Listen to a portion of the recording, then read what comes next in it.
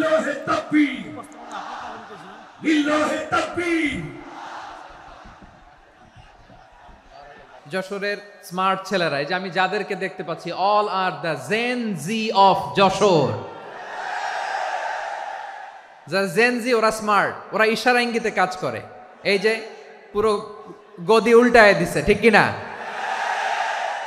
24-এর ছাত্র নাগরিক অভ্যুত্থান আমাদের দেখিয়ে দিচ্ছে কিভাবে চোখের ইশারায় গদি উল্টে দিতে হয়। তো এই জেনজিদের নিয়ে বসেছি, ওরা তো স্মার্ট, ওরা ডিস্টার্ব করবে না।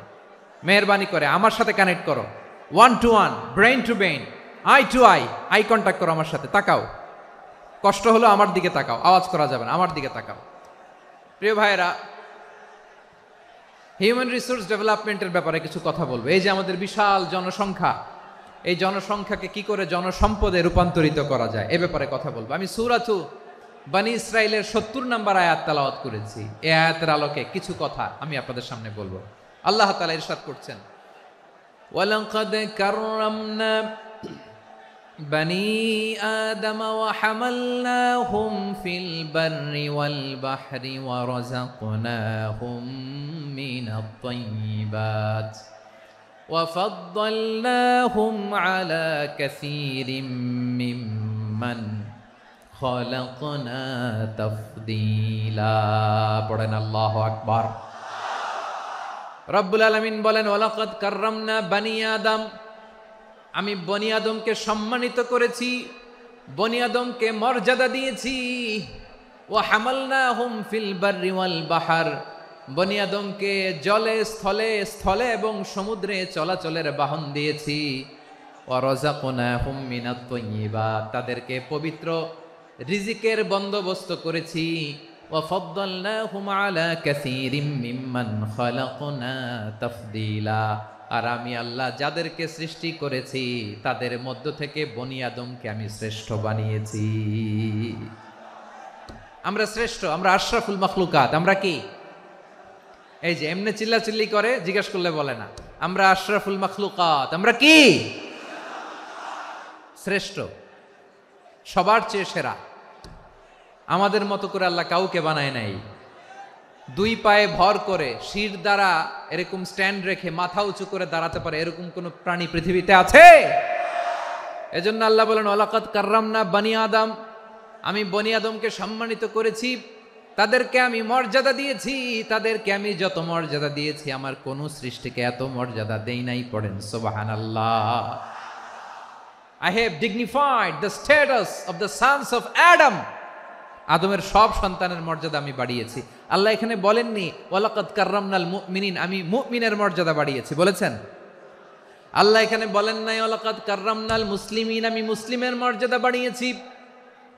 আল্লাহ বলেছেন ওয়ালাকাদ কাররামনা বনী আদম, আমি বনী আদমের সম্মান বাড়িয়েছি। হোক সে মুমিন কিংবা কাফের, মুসলিম কিংবা মুশরিক, আস্তিক কিংবা নাস্তিক, আরব কিংবা অনারব, যেই হোক না কেন, আদম সন্তান সবগুলার মর্যাদা বাড়ায় দিয়েছে কে? সবার মর্যাদা আল্লাহ বাড়িয়েছে। মানুষ হিসেবে মর্যাদা। বিশ্বনবী সাল্লাল্লাহু আলাইহি ওয়াসাল্লাম ইহুদির লাশ দেখে দাঁড়িয়ে গেলেন। কার লাশ? আমার যশোরের ভাইয়েরা আওয়াজ করে বলুন, কার লাশ? ইহুদির লাশ দেখে দাঁড়ায় গেলেন। সাহাবারা বললেন, ইয়া রাসূলুল্লাহ, আপনি দাঁড়ালেন যে, এটা তো ইহুদির লাশ। বিশ্বনবী বললেন, আওয়ালাইসাত নাফসান, এটা কি মানুষ নয়? এটা হোক ইহুদি হোক খ্রিস্টান, এটা তো মানুষ। আমি মানুষ দেখে দাঁড়িয়েছি। আই স্যালিউট দ্য হিউম্যানিটি, আমি মানবতাকে সম্মান করেছি। পড়েন সুবহানাল্লাহ। তাহলে এই জমিনে মানুষের মর্যাদা বেশি, হোক আস্তিক হোক নাস্তিক, হোক মুমিন কিংবা কাফের। আদমের সন্তান হলে, মানুষ হলেই তার মর্যাদা বাড়িয়েছে কে? আমার কলিজার টুকরা যশোরের ভাইয়েরা, মানুষের মর্যাদা আল্লাহ এত বাড়িয়েছেন, মানুষ জীবিত থাকলেও যেমনি মর্যাদাবান, মরে গেলেও মর্যাদাবান। সুবহানাল্লাহ পড়েন। মানুষ মরে গেলে এই ডেড বডিটা কি হয়? পচে যায়, গলে যায়, মাটির সাথে মিশে যায়। তাই বলে আপনি ডেড বডির সাথে যাচ্ছে তাই করতে পারবেন না। পারবেন? কেউ যদি অন্যায় করে, তাকে যদি আপনি শাস্তির আওতায় আনেন, যা মনে চায় করতে পারবেন না। তারা আগুন দিয়ে পোড়াতে পারবেন না, নাক কাটতে পারবেন না, কান কাটতে পারবেন না, অঙ্গ বিকৃতি করতে পারবেন না। কারণ মানব জাতির মর্যাদা স্বয়ং দিয়েছে কে? ডেড বডি পচে যাবে, গলে যাবে, তারপরে ইসলাম বলে না, খবরদার, এই মরা লাশটারও একটা মর্যাদা আছে না নাই? ইসলাম বলে এই লাশটা গলে যাবে, পচে যাবে, কিন্তু এটার অমর্যাদা করো না। কর্পূর দিয়ে, খেজুর পাতা দিয়ে এটাকে ওয়ার্ম ওয়াটার দিয়ে, গরম পানি দিয়ে ধৌত করো, সাদা শুভ্র ধবধবে কাপড় দিয়ে লাশটাকে তুমি কাভার করো, তারপরে খাটিয়ার মধ্যে লাশটাকে রেখে বিশাল একটা প্রোগ্রাম করো, একটা ফিউনারাল প্রোগ্রাম করো। ওই প্রোগ্রামের ডানে বায়ে পেছনে লাশটারে রাখলে হবে না, প্রোগ্রামের একেবারে সামনটাতে তুমি লাশটাকে রাখো। সুবহানাল্লাহ। একটা ফিউনারাল প্রোগ্রাম করতে হবে, তাকে শেষ বিদায় জানাতে হবে, যেটাকে আমরা জানাজা বলি। কি বলি? জানাজা মানে মাইয়েতের জন্য দোয়া, তার জন্য দোয়া করা হয়, তাকে একটা সিস্টেমেটিক অর্ডারে কবরে রাখা হয়, সুন্দরভাবে সেটাকে কবরস্থ করা হয়, মাটি দেয়া হয়, পানি দেয়া হয়। তার মানে মরে গেলেও মানুষের সম্মান বাড়ায় দিয়েছে কে? এজন্য আল্লাহ বললেন ওয়ালাকাদ কাররামনা বানি আদম, বনি আদমের সম্মান মর্যাদা আমি আল্লাহ বাড়িয়ে দিয়েছি। মানুষের সম্মানে তুমি কখনো আঘাত করো না, ঠিক কি না? তাহলে ভাই, প্রথম মেসেজ হচ্ছে, the first and foremost message tonight to the people of Jessore, আল্লাহ বলেন I have dignified the status of son of Adam, আমি বনি আদম সবার মর্যাদা বাড়িয়ে দিয়েছি। হোক আস্তিক নাস্তিক, হোক কাফের কিংবা মুশরিক, তার মর্যাদা বাড়াই দিছে কে? যখন বন্যা হয় আমরা ত্রাণ নিয়ে যাই, আমরা শুধু মুসলমানদেরকে ত্রাণ দেই নাকি? হ্যাঁ, আমরা মুসলমানকেও দেই, অমুসলমানকেও দেই, হিন্দুকেও দেই, বৌদ্ধকেও দেই। যেখানেই মানবতা বিপন্ন সেখানে ইসলামের হেল্পিং হ্যান্ড আছে না নাই? সুবহানাল্লাহ। কি দিন আমরা পেয়েছি, কি বিধান আমরা পেয়েছি। ওয়ালাকাদ কাররামনা বানি আদম, আমি বনি আদমকে সম্মানিত করেছি। এরপর আল্লাহ বললেন ওয়া হামালনাহুম ফিল বাররি ওয়াল বাহর, মানুষকে স্থলে এবং সমুদ্রে চলাচলের বাহন আমি দিয়েছি। স্থলে কিভাবে চলবে, জলে কিভাবে চলবে, এই বাহনের ব্যবস্থা করেছে কে? এই জেনজি, এই স্যামড়া, ইরাম করতেছ কিসের জন্য? হ্যাঁ, ইরাম করলে চলবি? হ্যাঁ, বস বস বস বস, আওয়াজ করতেছো কেন? দিবানা, কথা বলতে দিবানা আমাকে? তো এইটা বুঝি তোমাদের ভালোবাসার নমুনা? তোমাদের ভালোবাসার কারণে যদি আমি কোথাও দাঁড়াতেই না পারি, কোথাও বসতে না পারি, কোথাও দুটা কথা বলতে না পারি, এই ভালোবাসা দিয়ে কি হবে আমার? বরং ঘামতে ঘামতে ঘর্মাক্ত হব, রক্তাক্ত হব। কিন্তু সেন্ট্রাল থেকে, সেন্ট্রালি যে ইনস্ট্রাকশন আসবে, সেই ইনস্ট্রাকশনের এক চুল আমরা ডানে বায়ে যাব না। এইটা গণজাগরণের জন্য এইটা দরকার, ইসলামী বিপ্লবের জন্য এইটা দরকার। তো আধা ঘন্টা ধরে যদি তোমাদেরকে থামানোই না যায়, এই লস্কর দিয়ে আমি কি করব? আল্লাহর ওয়াস্তে নো নো নো স্লোগান, চুপচাপ একেবারে আমার দিকে তাকাও। আল্লাহ বললেন ওয়া হামালনাহুম ফিল বাররি ওয়াল বাহর, জলে স্থলে আমি চলাচলের যানবাহনের ব্যবস্থা করেছি। আমরা স্থলে ঘোড়ার উপরে চড়ি, উটের উপরে চড়ি, গাড়ির উপরে চড়ি। এই যে গাড়ির ইঞ্জিন বানাইছি আমরা, এটার মেধা দিয়েছে কে? আবার সাগরের মধ্যে আমরা নৌযান, জলযান, বড় বড় জাহাজ দিয়ে এক মহাদেশ থেকে আরেক মহাদেশ যাই, এক দেশ থেকে মালামালগুলো আরেক দেশে পাঠাই। সাগরের ভেতরে নৌকাগুলোরে ধরে রাখলো কে? ওয়াল ফুলকিল্লাতী তাজরি ফিল বাহরি বিমা ইয়ানফাউন নাস, মানুষের উপকার আছে এরকম সরঞ্জামাদি নিয়ে সাগরের উপরে বিশাল বিশাল জলযানগুলো চলে। এগুলো ডুবে যায় না, কাত হয়ে যায় না, পড়ে যায় না। এগুলোকে স্থিতিস্থাপকতাকে ঠিক করে রাখলো কে? আপনারা জাহাজ দেখেছেন? জাহাজ, হ্যাঁ, বাড়ি চট্টগ্রাম হইলে দেখতে পারতেন।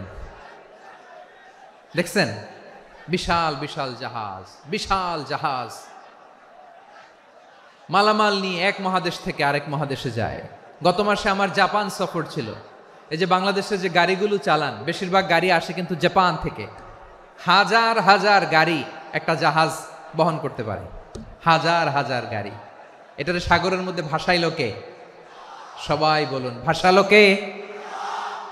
হাজার হাজার গাড়ি নিয়ে জাপানিজ গাড়িগুলো আমাদের চট্টগ্রামের এয়ারপোর্টের বন্দরে ভিড়ে। যুক্তরাষ্ট্রে আমি দেখেছি বিশাল বিশাল জাহাজ। আপনারা টাইটানিক জাহাজের নাম শুনেছেন? টাইটানিকেরও 8 গুণ 10 গুণ বড়। সুবহানাল্লাহ কইবেন না? টাইটানিক জাহাজের 8 গুণ 10 গুণ বড় একটা জাহাজ আছে, আইকন অফ দ্য সি, আমি দেখে এসেছি।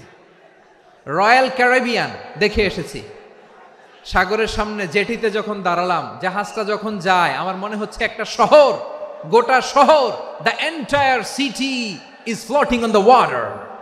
পুরো একটা শহর মনে হয় পানির উপর দিয়ে ভেসে যাচ্ছে। পড়েন সুবহানাল্লাহ। এই যে আইকন অফ দ্য সি, এই ক্রুজ, এই জাহাজটা, এটার ভিতরে স্টেডিয়াম আছে। কিসের ভিতরে স্টেডিয়াম? কথা বুঝে নাই বোধহয়। স্টেডিয়াম কিসের ভিতর? সুইমিং পুল আছে, শপিং মল আছে, রেস্টুরেন্ট আছে, ক্লাব আছে, 3000 4000 রুম বিশিষ্ট, কক্ষ বিশিষ্ট হোটেল আছে। এই সবগুলোর নিয়ে এগুলো চলে সাগরের এই দোলার মধ্যে, জলোচ্ছ্বাসের মধ্যে, এই সাগরের ভেতরে এই জাহাজগুলোর ভাষায় রাখছে কে? সূরাতুর আর রহমানে আল্লাহ তাআলা বললেন, ওয়ালাহুল জাওয়ারিল মুনশাআতু ফিল বাহরি কাল আ'লাম ফাবিআইয়ি আলা, সবাই পড়েন, ফাবিআইয়ি আলাই রাব্বিকুমা তুকাযযিবান। পাহাড় সম বড় বড় জাহাজগুলো মাল বোঝাই করে সাগরের মধ্যে ভেসে বেড়ায়। এগুলো দিয়ে মালামাল বহন করা যায়, মানুষরা এক দেশ থেকে আরেক দেশে যায়।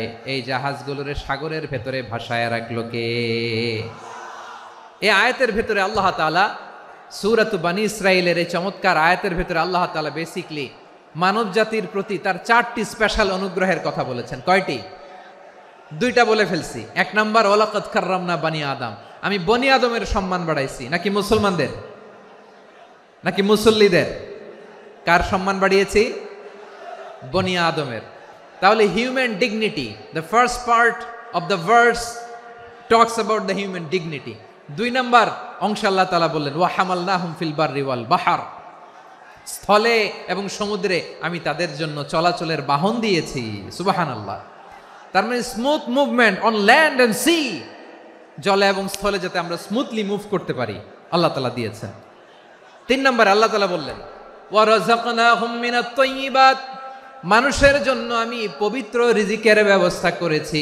জলে এবং স্থলে যত প্রাণী আছে সবগুলা প্রাণীকে রিজিক দেয় কে? আমাদেরকে রিজিক দেয় কে? সাগরের মাছগুলোকে, বড় বড় তিমি মাছগুলোরে রিজিক দেয় কে? বাতাসের মধ্যে ভেসে বেড়ানো বড় বড় পাখিগুলো, স্ক্যান্ডিনেভিয়ান কান্ট্রি থেকে লক্ষ লক্ষ কোটি কোটি পাখিগুলো যে এক দেশ থেকে আরেক দেশে ট্রান্সফার হয়, এগুলোর রিজিক দেয় কে?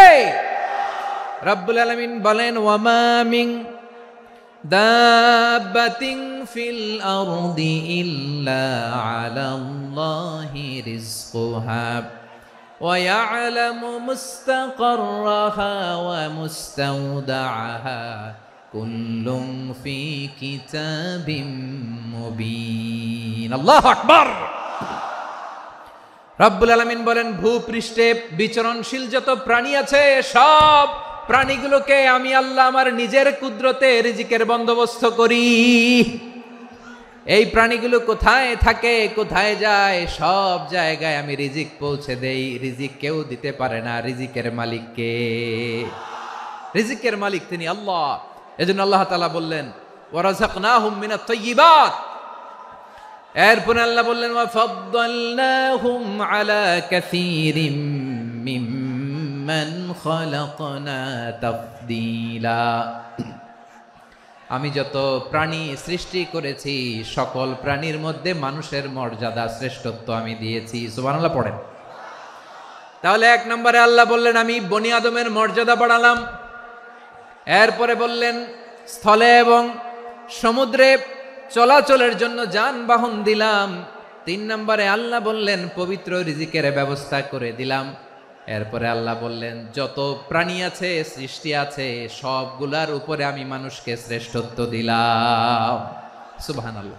তাহলে সবচেয়ে বেশি শ্রেষ্ঠত্ব মানুষের। কার? মানুষের। শুধু তাই নয় প্রিয় ভাইরা, আকাশ এবং জমিনে যা কিছু আছে সবকিছু মানুষের জন্য, মানুষের কল্যাণে, মানুষের প্রয়োজনে, মানুষের বশীভূত করে সৃষ্টি করেছেন কে? রব্বুল আলামিন বলেন, হুয়াল্লাযী খালাকা লাকুম মা ফিল আরদি জামিআ, এই জমিনের মধ্যে যা কিছু আমি আল্লাহ সৃষ্টি করেছি সব কিছু আমি মানুষের জন্য সৃষ্টি করেছি। পড়েন সুবহানাল্লাহ। হুয়াল্লাযী খালাকা লাকুম মা ফিল আরদি জামিআ, যা আছে সব আমাদের জন্য, সব আমাদেরকে সার্ভিস দেওয়ার জন্য, আমাদের উপকারের জন্য, আমাদের কল্যাণের জন্য। আওয়াজ করে সবাই পড়ুন আল্লাহু আকবার। অন্য আয়াতে আল্লাহ বললেন, ওয়াসাখখারা লাকুম মা ফিস সামাওয়াতি ওয়া মা ফিল আরদি জামিআম মিন ইন্না ফি যালিকা লাআয়াতিন লিকাউমিন ইয়াতাফাক্কারুন।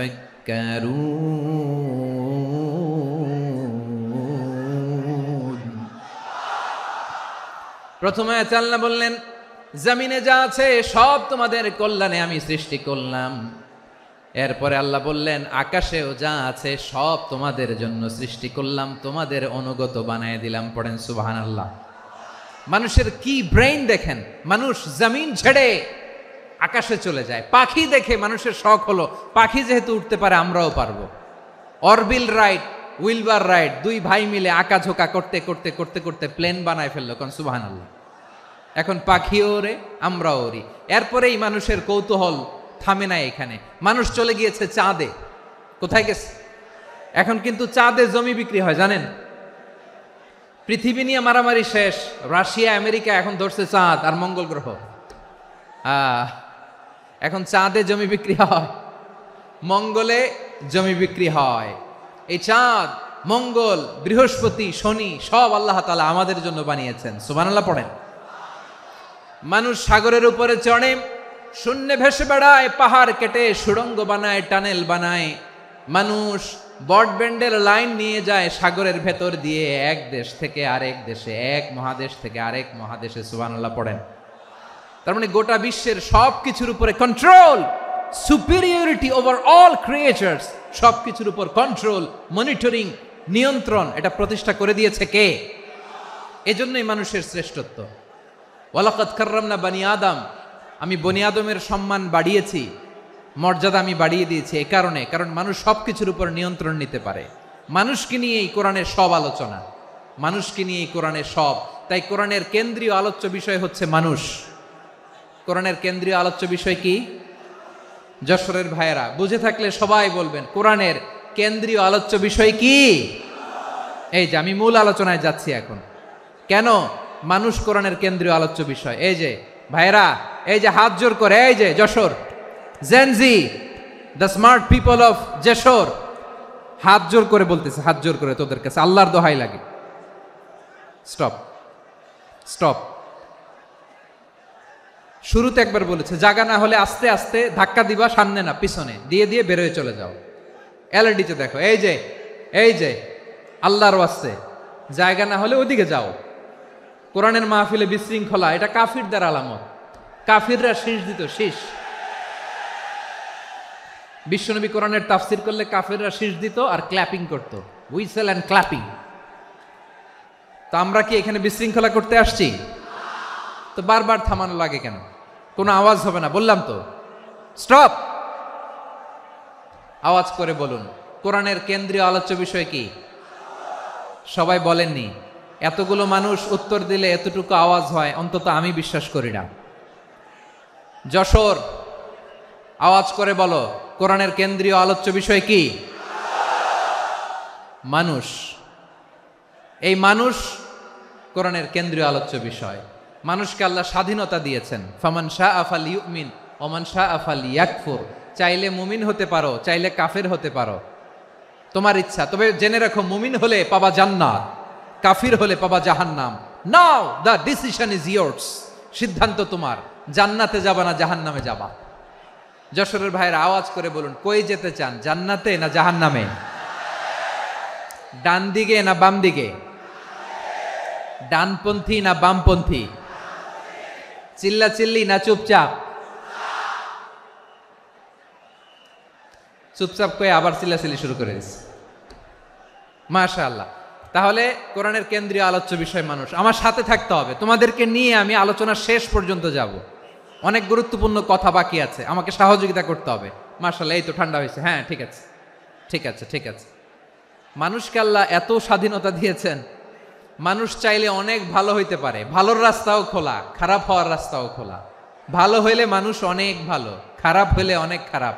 ভালো হইলে সবচেয়ে ভালো, খারাপ হইলে সবচেয়ে খারাপ। এজন্য সিদ্ধান্ত আপনাকেই নিতে হবে। আল্লাহ তাআলা বলছেন, লাকাদ খালাকনাল ইনসানা ফি আহসানি তাকওয়িম সুম্মা রাদাদনাহু আসফালা সাফিলিন। আমি মানুষকে অনেক সুন্দর অবয়বে, সুন্দর আকৃতিতে সৃষ্টি করেছি। তার শুধু চেহারার ডিজাইনটাই সুন্দর নয়, তার ব্রেনটা বড্ড সুন্দর, তার মানসিকতা বড্ড সুন্দর, তার সৃজনশীলতা বড্ড সুন্দর। পড়েন সুবহানাল্লাহ। আমাদের চেহারা, অবয়ব, ডিজাইন যে সুন্দর তা না, আমাদের ব্রেনটা অনেক সফিস্টিকেটেড ব্রেন, অনেক সফিস্টিকেটেড। এই 1.5 কেজি ব্রেন ইউজ করে মানুষ গোটা বিশ্বে সভ্যতা বিনির্মাণ করেছে, ঠিক কিনা? এই ব্রেন আল্লাহ তাআলা আমাকে দিয়েছে। এটারে কাজে লাগালে, আপনার 6 সেন্স কাজে লাগালে আপনি অনন্য মানুষ হয়ে উঠবেন, মহামানবে রূপান্তরিত হবেন। মানুষ হতে পারে, চাইলেই মহামানব হতে পারে। আবার যদি মানুষ চায় খারাপও হতে পারে। আল্লাহ বললেন শুধু ভালোই না, ভালো হতে চাইলে অনেক ভালো তুমি হতে পারো, আবার খারাপ হতে চাইলে অনেক খারাপ তুমি হতে পারো। সুম্মা রাদাদনাহু আসফালা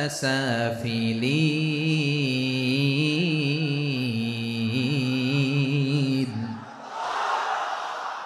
খারাপ হলে একেবারে খারাপ হতে পারো, নিকৃষ্ট হলে একেবারে নিকৃষ্ট হতে পারো, ভালো হলেও ভালো হতে পারো। কোন সুবহানাল্লাহ। এবার আওয়াজ করে বলুন, ভালো হতে চাই না খারাপ? শ্রেষ্ঠ না নিকৃষ্ট? মানুষ ভালো হলে মানুষ ফেরেশতার চেয়েও ভালো, মানুষ খারাপ হলে সে পশুর চেয়েও খারাপ। কথা ঠিক কিনা বলেন?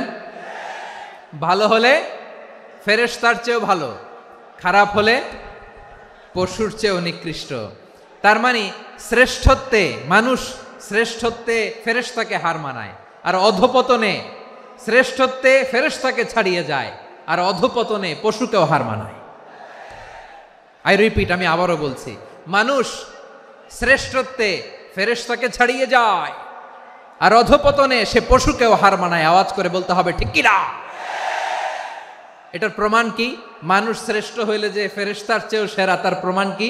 আল্লাহ তাআলা বলছেন, ওয়া ইয কুলনা লিল মালাইকাতি ইসজুদু লি আদম ফাসাজাদু ইল্লা ইবলিস আবা ওয়াস্তাকবারা ওয়া কানা মিনাল কাফিরিন। আল্লাহ বলেন, স্মরণ করো সে সময়ের কথা যখন আমি ফেরেশতাদেরকে বললাম, ও ফেরেশতারা আদমকে সেজদা দাও। সব ফেরেশতারা সম্মান সূচক সেজদা আদমকে দিল, তারা আদমের জন্য সেজদায় লুটিয়ে পড়লো, একজন ছাড়া, তার নাম ইবলিস। আওয়াজ করে বলেন, তার নাম কি? সে অহংকার প্রদর্শন করলো, সে কাফের হয়ে গেল, বাকি সব ফেরেশতারা সেজদা দিল। সুবহানাল্লাহ। আবার আদম আলাইহিস সালামকে আল্লাহ জিজ্ঞেস করলেন, সব বলে দিল উত্তর, কিন্তু ফেরেশতাদেরকে একই প্রশ্ন জিজ্ঞেস করলেন, তারা উত্তর করতে পারে নাই। তার মানে এর মধ্য দিয়ে প্রমাণিত হয়, মানুষ ভালো হলে ফেরেশতার চেয়েও ভালো, ফেরেশতার চেয়েও মানুষের মর্যাদা বাড়িয়ে দিয়েছে কে? সব নূরের ফেরেশতা যখন মাটির আদমকে সেজদা দেয়, এটা প্রমাণ করে ফেরেশতার চেয়েও মানুষের মর্যাদা বাড়িয়ে দিয়েছে কে? তুমি মাটির আদমকে প্রথম সৃষ্টি করিয়া ঘোষণা করিয়া দিলে শ্রেষ্ঠ বলিয়া, তাই তো নূরের ফেরেশতা করে আদমকে সেজদা। ঠিক কিনা বলেন? তাই তো নূরের ফেরেশতা করে আদমকে সেজদা, সবার চেয়ে সম্মান দিলে মাটির আদমকে। আল্লাহু আল্লাহু তুমি জাল্লে জালালুহু, শেষ করা তো যায় না গে তোমার গুণগান। পড়েন না? পড়েন, আল্লাহু আল্লাহু তুমি জাল্লে জালালুহু, শেষ করা তো যায় না গে তোমার গুণগান। আল্লাহু আল্লাহু, আল্লাহু আকবার। আদমের মর্যাদা বেশি, মানুষের মর্যাদা বেশি, মানুষ শ্রেষ্ঠ তার প্রমাণ, নূরের ফেরেশতা মাটির আদমকে সেজদা করে আওয়াজ করে বলেন ঠিক কিনা। তাহলে মানুষ ভালো হলে ফেরেশতার চেয়ে ভালো। আবার মানুষ যদি খারাপ হয় সে পশুর চেয়েও খারাপ,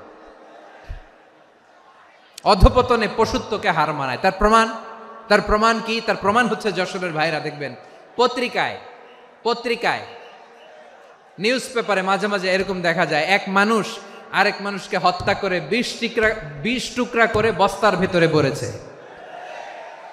আপনারা এই নিউজ পড়েন নাই না? দেখেন নাই? দেখছেন? মানুষ মানুষকে হত্যা করে কয় টুকরা? জোরে বলেন। এখানেই ক্ষান্ত হয় না, আবার কোথায় ভরছে? বস্তার ভেতরে। আচ্ছা, বুঝে থাকলে আওয়াজ করে বলেন, কোনদিন শুনছেন একটা হাতি আর একটা হাতিকে হত্যা করে 20 টুকরা করছে, এরপরে বস্তার ভিতরে ভরছে? হয়েছে? তাহলে দেখেন, মানুষ যদি খারাপ হয় সে পশুকেও হার মানায়। চিল্লায় বলো ঠিক কিনা। এমনও দুশ্চরিত্র মানুষ আছে যার নজর থেকে 6 মাসের ছোট্ট মেয়ে থেকে শুরু করে 80 বছরের বৃদ্ধারাও নিরাপদ নয়। পশুকেও হার মানে। মানুষের ঘর জ্বালিয়ে পুড়ে মেসাকার করে দেয়, জনপদের পর জনপদ জ্বালায় দেয়। এরকম আছে না নাই? তাহলে আমরা বুঝলাম মানুষ ভালো হলে অনেক ভালো, খারাপ হলে অনেক খারাপ। ও আমার কলিজার টুকরা যশোরের ভাইয়েরা, আসুন না 3 দিন ব্যাপী এই তাফসিরুল কোরআনের ঐতিহাসিক প্রোগ্রাম থেকে আমরা সিদ্ধান্ত নেই, আমরা ভালো মানুষ হব নাকি খারাপ মানুষ হব। কলিজা থেকে, প্রাণ থেকে আওয়াজ করে সবাই বলুন, ভালো মানুষ নাকি খারাপ মানুষ? ভালো মানুষ হইতে হবে। ভালো মানুষ যারা জগৎটাকে এনলাইটেন করবে, যারা সত্যের বীর সেনানী হয়ে দাঁড়াবে, যারা সত্যের পক্ষে কথা বলবে, যারা জালিমের মসনদকে ভেঙে খান খান করে দেবে। এরকম হওয়ার দরকার আছে না নাই? এরকম ভালো মানুষ আমরা হতে চাই কি চাই না? মানুষকে যত্ন নিলে মানুষ যে কত ভালো হয় আপনি কল্পনাও করতে পারবেন না। এই যে আপনাদের যশোরে যে ভালো ছেলেগুলো আছে, যে ভালো তরুণগুলো আছে, যে যুবকগুলো আছে, যে ভালো আলেমরা আছে, ভালো নেতারা আছে, সবাই যদি তাদের মতো হতো, পুরো যশোরটা একটা জান্নাতের টুকরা হয়ে যেত। আওয়াজ করে বলেন ঠিক কিনা। মানুষকে নার্চারিং করলে, মানুষকে পলিশ করলে, মানুষকে গ্রুমিং করলে, মানুষকে সঠিক তারবিয়া দিলে মানুষ অনন্য হয়ে ওঠে। প্রতিটি মানুষ অনন্য। আমি অনন্য, আপনি অনন্য, আমরা সবাই অনন্য। সুবহানাল্লাহ বলেন। মানুষকে আল্লাহ তাআলা দিয়েছেন অসীম ক্ষমতা। সুবহানাল্লাহ। একটা মানুষ পারে না এমন কিছু নাই। বিশ্বাস করতে হবে, মানুষ যা কল্পনা করতে পারে ওইটা মানুষ করে দেখাতে পারে। যশোরের ভাইয়ের, আই রিপিট, আমি আবারও বলছি, এই চিল্লাচিল্লি করলে আমার এই গুরুত্বপূর্ণ কথা তোমরা মিস করবা। কপাল পড়া হয়েও না, আওয়াজ করে কপাল পড়া হবে না। আমার দিকে তাকাও। মানুষ যা কল্পনা করতে পারে সেটা মানুষ করে দেখাতে পারে। তুমি তোমার কল্পনার রাজ্যকে সাজাও, তোমাকে হারাতে পারে এমন কোন শক্তি আল্লাহর জমিনে নাই। তোমার কি শক্তি, কি সম্ভাবনা তুমি জানোই না মিয়া। তুমি এদিকে তাকাও কেন? তোমার রাস্তা তো ওই দূরে। তুমি কোথায় যাবে, আল্লাহ তোমার টেনে কোথায় নিয়ে যাবে তুমি কিছুই জানো না। প্ল্যান বিগ, ড্রিম বিগ, কল্পনার শক্তিকে বড় করো। মানুষ যা কল্পনা করতে পারে মানুষ তা করে দেখাতে পারে। মানুষের কাছে অসাধ্য কিছু নাই মৃত্যু ছাড়া, এক্সেপ্ট ডেথ। মৃত্যু ছাড়া মানুষ সবকিছুকে জয় করতে পারে। মৃত্যু ছাড়া যে কোনো অসাধ্যকে সাধন করার ক্ষমতা মানুষকে দিয়ে দিয়েছে কে? হারার জন্য তোমার জন্মই হয় নাই, তোমার জন্ম হয়েছে জিতার জন্য, বিজয়ের জন্য তোমার জন্ম। মানুষের শুরুটাই হয় বিজয় দিয়ে। যশোর, আওয়াজ করে বলো, মানুষের শুরু হয় কি দিয়ে? আমরা যখন আমার পিতার পৃষ্ঠদেশে ছিলাম, পিতার পৃষ্ঠদেশ থেকে শুক্রাণু যখন মায়ের গর্ভদেশে যেয়ে পড়ে, কতটা শুক্রাণু ভ্রমণ শুরু করে জানো? 20 কোটি শুক্রাণু। একবার সিমেন আউট হলে সেখানে 20 কোটি শুক্রাণু থাকে, ভ্রমণ শুরু করে। ওই 20 কোটি শুক্রাণুর মধ্যে থেকে তুমি আমি আজকে এক বিকশিত শুক্রাণু মানব রূপে পৃথিবীতে এসেছি, সুবহানাল্লাহ। ওই 20 কোটি শুক্রাণুর প্রতিযোগিতায় সবাইরে পেছনে ফেলে সেদিন আমি সফল হয়েছিলাম, সেদিন আমি বিজয়ী হয়েছিলাম। সেদিন আমি এত ছোট ছিলাম, মাইক্রোস্কোপ দিয়েও আমার অস্তিত্ব টের পাওয়া যায় না। আমি এত তুচ্ছ ছিলাম, নগণ্য ছিলাম, আমার কান ছিল না, আমার চোখ ছিল না, আমার হাত ছিল না, আমার জন্য রিকমেন্ডেশন করার মতো মামু ছিল না, খালা ছিল না, কেউ ছিল না। তারপরেও ওই প্রতিযোগিতায়, ওই কম্পিটিশনে যখন আমারে কেউ হারাতে পারে নাই, আল্লাহর জমিনেও আমারে কেউ হারাতে পারে না। হারার জন্য তোমার জন্মই হয় নাই, তুমি আসছোই জিতার জন্য, সুবহানাল্লাহ। বিশ্বনবী বলেন, আন্নাসু মাআদিন কামাআদিনি যাহাবি ওয়াল ফিদ্দা খিয়ারুহুম ফিল জাহিলিয়াতি খিয়ারুহুম ফিল ইসলাম। Peoples are like mines of gold and silver. সোনার খনি, রূপার খনি, এর চেয়েও বড় খনি হচ্ছে এই মানব সম্পদের খনি। আওয়াজ করে বলেন আল্লাহু আকবার। আল্লাহ তাআলা এই সম্পদ আমাদেরকে দিয়েছে। বিশ্বনবী বলেন, মানুষ হচ্ছে খনির মতো। খিয়ারুহুম ফিল জাহিলিয়াতি খিয়ারুহুম ফিল ইসলাম। জাহিলি যুগে যারা সেরা, ইসলামেও তারা সেরা। ইদা ফাকুহু, যদি তারা বুঝবান হয় তাহলে তাদেরকে সেরা বানায় দিবে কে? তাহলে মানুষের চেয়ে সেরা কেউ হতে পারে? মানুষের চেয়ে অনন্য কেউ হতে পারে? মানুষকে কেউ হারাতে পারে? আওয়াজ করে বলো, তোমাকে কেউ হারাতে পারবে? এই সাহস জাগছে আজকের আলোচনা থেকে। আমি তুমি অনন্য, আমাকে তোমাকে হারায় দেওয়া এত সহজ না, ঠিক কিনা? একটা কথা জীবনের সাথে সেট করে নিতে হবে, আমি জিতি নয় শিখি, আমি কখনো হারি না। জীবনের সাথে সেট করে নাও, জেনজি অফ জেসর, আমি কখনো হারি না, আমি হয় জিতি নয় শিখি। চিল্লায় বলো ঠিক কিনা? আমি কখনো হারি না, আমার হারানো এত সোজা না। কি সাহস জাগছে? বুকে সাহস জাগছে? তাকবীর পড়ো, লিল্লাহে তাকবীর।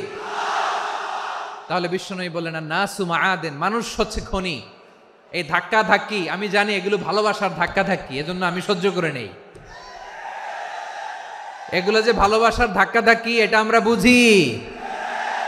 পৃথিবীর কোনো আইন, সিকিউরিটি প্রটোকল দিয়ে এটারে মানানো যাবে না, কারণ এটা তো ভালোবাসা, লাভ। লাভ কোনো আইন কানুন দিয়ে বাধা যায় না, মানানো যায় না, ঠিক কিনা বলো?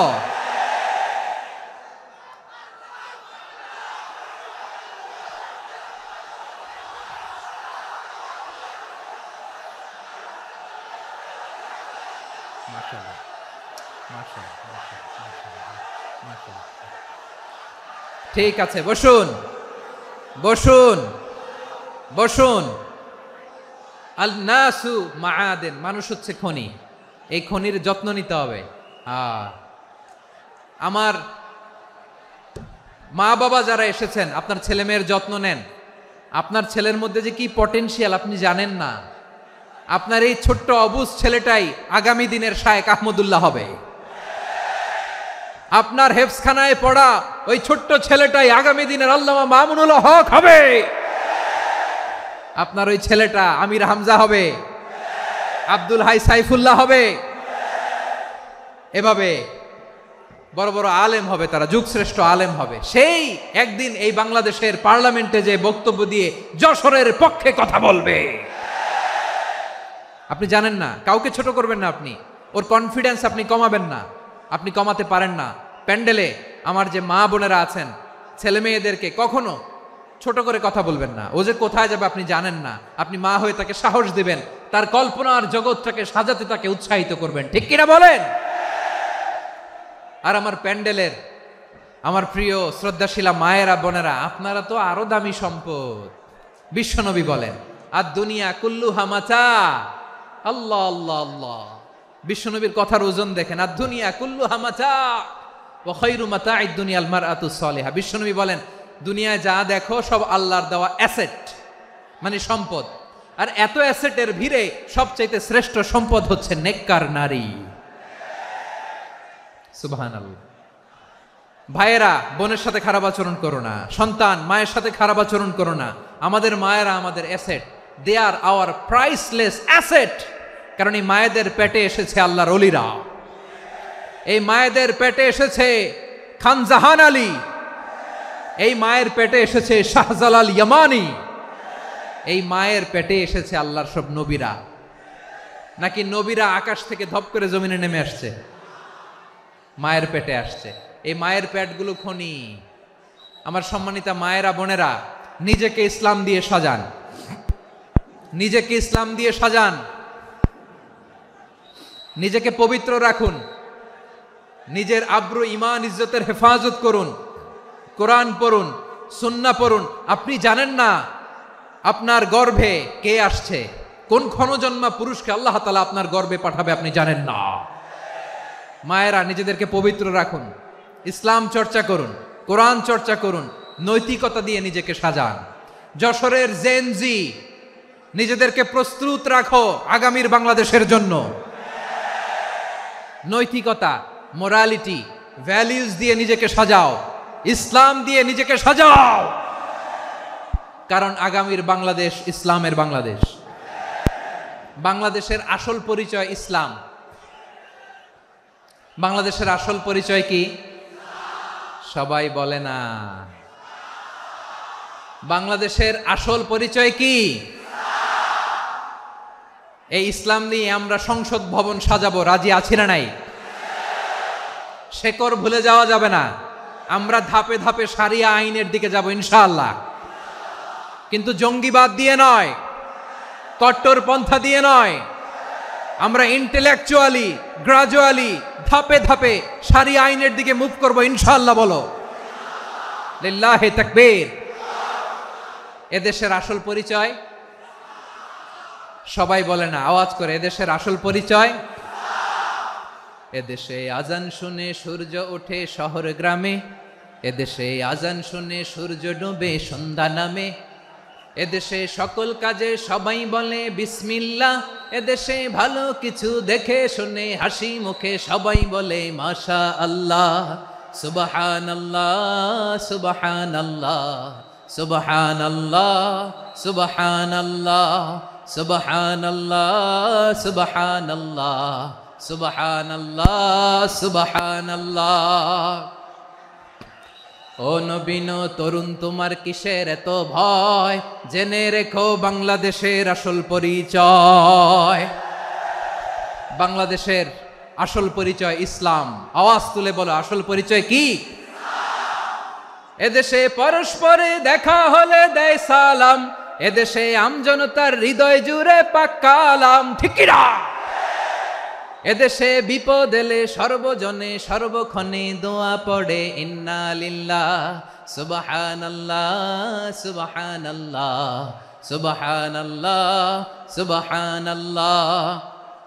এদেশে আজান শুনে সূর্য ওঠে শহর গ্রামে, এদেশে আজান শুনে সূর্য ডুবে সন্ধ্যা নামে, এদেশে সকল কাজে সবাই বলে বিসমিল্লাহ, এদেশে ভালো কিছু দেখে শুনে হাসি মুখে সবাই বলে মাশা আল্লাহ সুবহানাল্লাহ। আওয়াজ করে সুবহানাল্লাহ সুবহানাল্লাহ সুবহানাল্লাহ সুবহানাল্লাহ। সবাই একসাথে সুবহানাল্লাহ সুবহানাল্লাহ সুবহানাল্লাহ সুবহানাল্লাহ। এদেশের আসল পরিচয় কি? আওয়াজ করে বলতে ভয় লাগে। এদেশের আসল পরিচয় কি? ইসলাম দিয়ে আমাদের সংসদ ভবন চলুক, আমরা চাই কি চাই না? বঙ্গভবনে লা ইলাহা ইল্লাল্লাহর পতাকা উড়ুক, আমরা চাই কি চাই না? প্রতিটি জেলা অফিসে, ডিসি অফিসে লা ইলাহার পতাকা ঝুলুক, আমরা চাই কি চাই না? কারা কারা চাই হাত তুলে আল্লাহরে দেখায়।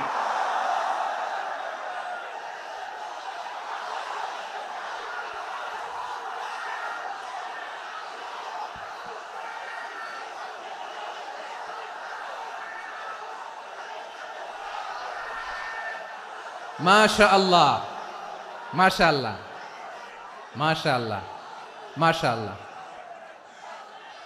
যশোর, আওয়াজ করে বলো, ভালো মানুষ না খারাপ মানুষ? বুঝে বলছো তো? মানুষ ভালো হলে যে কত ভালো।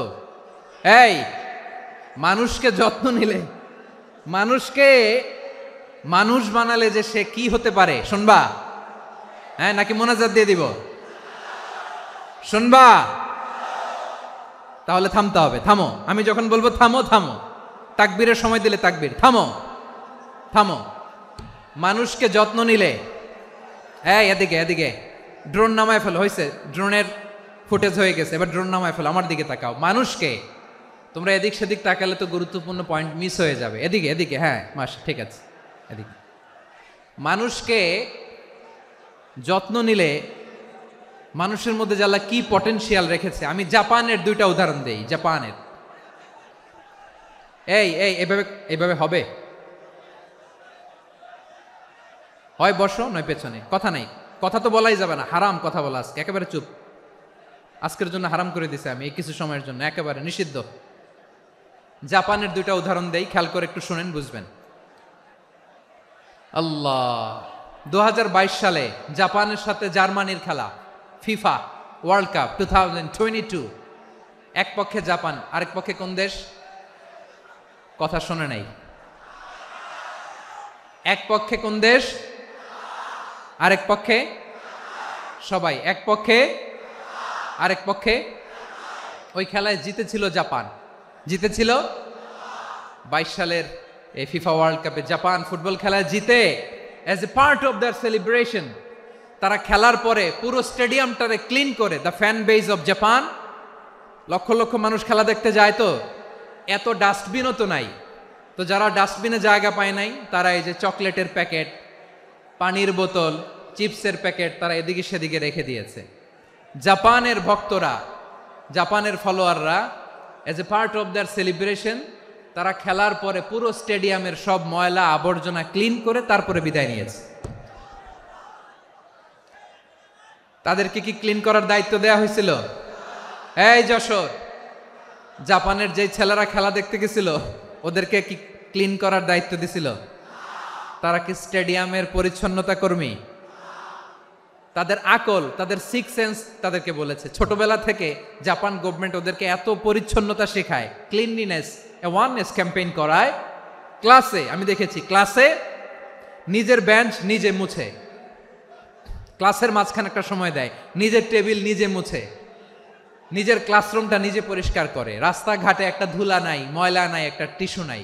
খেলার পরে গোটা বিশ্বকে তাক লাগিয়ে দিয়েছে। জাপানের ফ্যানরা সবার রেখে যাওয়া গার্বেজ, টিস্যু, বোতল পরিষ্কার করে তারপরে স্টেডিয়াম থেকে বিদায় নিয়েছে। আমরা কেন এমন হইতে পারলাম না? আমরা কেন এমন হইতে পারলাম না? জাপানের যারা এগুলো করছে ওদের 3টা করে চোখ না? চোখ তো 3টা, জাপানো লাগো, জাপানো লাগো, হাত তো 4টা, কান তো 6টা, হ্যাঁ? নাকি আমার মতো 2 হাত 2 কানওয়ালা মানুষ? চোখে দেখলে ওটা মানুষ না। চিন্তা করছেন? তার মানে জাপানিজদেরকে যে গ্রুমিং করে শিখানোর মাধ্যমে পরিচ্ছন্ন বানানো গেছে, ওরা যেমনি মানুষ আমরাও মানুষ। আমাদের সন্তানদেরকে শেখালে তারাও পারবে, পারবে কিনা? 2 নম্বর উদাহরণ বলি। চট্টগ্রাম ফেনীতে যারা গিয়েছেন, মেঘনা গোমতী ব্রিজ প্রকল্প নাম শুনছেন? মেঘনা একটা ব্রিজ পার হওয়া লাগে। এই মেঘনা গোমতী, এখানে 3টা ব্রিজ, কাঁচপুর সহ এই 3টা ব্রিজের নির্মাণ কাজ, রেনোভেশনের কাজ দেয়া হয়েছিল জাপানের একটা কোম্পানিকে। কাকে? জাপানের কোম্পানি। নির্মাণ শেষে 738 কোটি টাকা বেঁচে গেছিল, এটা গভর্নমেন্টের হাতে দিয়ে তারা বিদায় নিয়েছে। কত টাকা? 738 কোটি টাকা। যত প্রাক্কলিত ব্যয় নির্ধারণ করা হয়েছে সব টাকা সরকার, তৎকালীন সরকার 2019-এর সরকার, কারা ছিল তো জানেন? এই 2019-এর সরকার তাদেরকে দিয়েছে। তারা রিনোভেশন নির্মাণ শেষে 738 কোটি টাকা অতিরিক্ত বেঁচে গেছিল, এটা আবার গভর্নমেন্টের হাতে বুঝাই দিয়ে তারা বিদায় নিচ্ছে। আমরা কেন এমন হইতে পারলাম না? জাপানের ওরাও মানুষ, আমরাও মানুষ, তার মানে মানুষে মানুষে পার্থক্য আছে না নাই? আচ্ছা, জাপানের 2টা উদাহরণ দিলাম, এবার আমার দেশের 2টা উদাহরণ দিব না? বাংলাদেশের 2টা উদাহরণ দিই। 1 নম্বর উদাহরণ, গত সপ্তাহে আপনারা জানেন কক্সবাজার আমার একটা প্রোগ্রাম ছিল, তো হেলিকপ্টারে গিয়েছিলাম। ফেনী জেলা যখন পার হচ্ছি আমি দেখলাম 3টা উইন্ডমিল। উইন্ডমিল চিনেন তো? বিশাল পিলার, 3টা 4টা পাখা থাকে। বায়ু বিদ্যুৎ কেন্দ্র, বাংলাদেশের প্রথম বায়ু বিদ্যুৎ কেন্দ্র এটা। মুহুরী প্রজেক্ট বলে এটার, সম্ভবত মুহুরী প্রজেক্ট। তো সাগরের বাতাসের ঝাপটায় এটা ঘুরে এনার্জি হয়, ইলেকট্রিসিটি উৎপাদন হয়। তো আমি পাইলটকে বললাম, ভাই এগুলো থেকে কেমন ইলেকট্রিসিটি উৎপাদন হয়? কয় হুজুর একটুও হয় না, কিছুই হয় না। কিছুই হয় না মানে? বলে হুজুর বাংলাদেশে যত উইন্ড মিল আছে এটার পাখা একটাও ঘুরে না। আল্লাহ, বলেন কি? তাহলে এই যে কোটি কোটি টাকা ব্যয় করে যে উইন্ড মিল, কয় হুজুর ভিতরে ফিটফাট, উপরে ফিটফাট, ভিতরে সদরঘাট। তার মানে কোটি কোটি টাকা দিয়ে এই উইন্ড মিল বানায়, এখানে কিছু নাই। দুর্নীতির আড্ডাখানা, আখড়াখানা বাংলাদেশ, ঠিক কিনা বলেন? হায় রে, জাপানিজরাও মানুষ, আমরাও মানুষ। আমার এক নিকটাত্মীয় সরকারি চাকরিজীবী, উনি আমাকে বললেন, বাংলাদেশের আরেকটা উদাহরণ দেই। উনি আমাকে বললেন যে প্রতি বছর আমাদের অফিসের ফার্নিচার চেঞ্জ করে। আমি বললাম প্রতি বছর ফার্নিচার চেঞ্জ করে কেন? বলে যে ফার্নিচার নতুন পারচেজ করলেই তো ওইখানে টাকা, নতুন কিনতে পারলেই টাকা, নতুন উন্নয়নের সবক শোনাতে পারলেই টাকা। প্রথম আলোর রিপোর্ট, কি আলো? প্রথম আলোর রিপোর্ট, গত 15 বছরে উন্নয়নের নামে লুটপাট হয়েছে প্রায় 3.25 লাখ কোটি টাকা। কার রিপোর্ট? আমাদের বানানো কথা? প্রথম আলোর রিপোর্ট। গত 15 বছরে কারা ছিল জানেন তো? হ্যাঁ, শুধু ওনাদেরকেই দোষ দিয়ে লাভ নাই। স্বাধীনতার পর থেকে শুধু শাসকের হাত বদল হয়েছে, আমরা কিছু পাই নাই, ঠিক কিনা বলেন? শুধু ওনাদের দোষ দিয়ে কি লাভ? একদল খাইছে, আরেক দল খাওয়ার জন্য রেডি হয়ে আছে। আমরা এরকম চাই না। আমরা চাই স্বাধীন সার্বভৌম বাংলাদেশ। আমরা চাই দুর্নীতিমুক্ত বাংলাদেশ।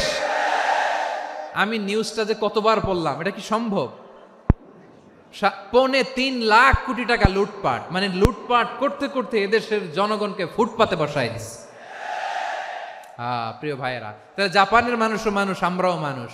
সিদ্ধান্ত আপনার, কোন মানুষ হবেন, ভালো মানুষ না খারাপ মানুষ? আজকের আলোচনার বিষয় হচ্ছে মানব সম্পদের উন্নয়ন, human resource development. It's a process to increase the capacity of knowledge, skill, capacity of the people of a country. একটা দেশের মানুষের জ্ঞান, তাদের দক্ষতা কি করে বাড়ানো যায়, বাড়িয়ে দেশের উন্নয়ন করানো যায়, এটাই হচ্ছে মানব সম্পদ উন্নয়নের মূল কথা। তাহলে মানব সম্পদ হচ্ছে একটা দেশের সবচাইতে শক্তিশালী পুঁজি। প্রাকৃতিক সম্পদ, খনিজ সম্পদের চেয়েও দামি হচ্ছে মানব সম্পদ।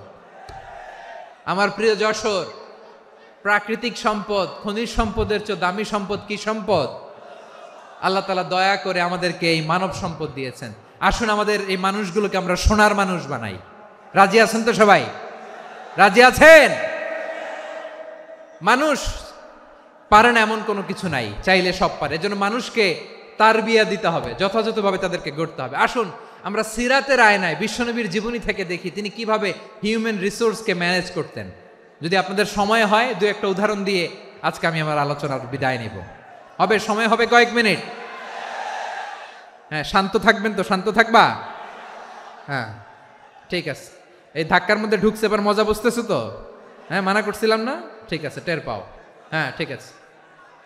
যে আওয়াজ করবে আমি ওকে দেখতেছি, কে কে আওয়াজ করে দেখতেছি। শেষ কথা, শেষের দিকে চলে আসছি। বিষ্ণু ইসলাম কিভাবে হিউম্যান রিসোর্সকে ম্যানেজ করতেন, মজার কথা আছে কয়েকটা, বলে বিদায় নেব। বিশ্বনবী কিভাবে এই মানব সম্পদকে ম্যানেজ করতেন? বিশ্বনবী, he was a very good talent hunter, চৌকস ট্যালেন্ট হান্টার ছিল। কার মধ্যে কি ট্যালেন্ট আছে দেখলেই বুঝে ফেলতেন। সুবহানাল্লাহ পড়বেন না? কি নবী আমরা পেয়েছি! He was a very good talent hunter. আমার নবী, তিনি চৌকস ট্যালেন্ট হান্টার ছিলেন। কার মধ্যে কি প্রতিভা বের করতেন, ওই প্রতিভাকে ইসলামের কল্যাণে কাজে লাগাতেন। সুবহানাল্লাহ বলেন। যাকে যেই জায়গায় সেট করলে ভালো হবে তাকে ওই জায়গায় সেট করতেন। কয়েকজন সাহাবীর জীবনী শোনাই। আবু মাহজুরা রাদিয়াল্লাহু তাআলা আনহু, মক্কার মুয়াজ্জিন, আগে ছিল মুশরিক, পরে হয়েছে মুমিন। উনি কিভাবে মুমিন হইলেন এই ঘটনাটা একটু আপনাদের শোনাতে চাই। তো আপনাদের তো সময় নাই হাতে। হ্যাঁ, সময় আছে? এই জেনজি শেষ করে দিল আজকের প্রোগ্রামটা। 1 ঘন্টা ধাক্কা ধাক্কি করে কেমনে দাঁড়ায় আছে আমি বুঝলাম না।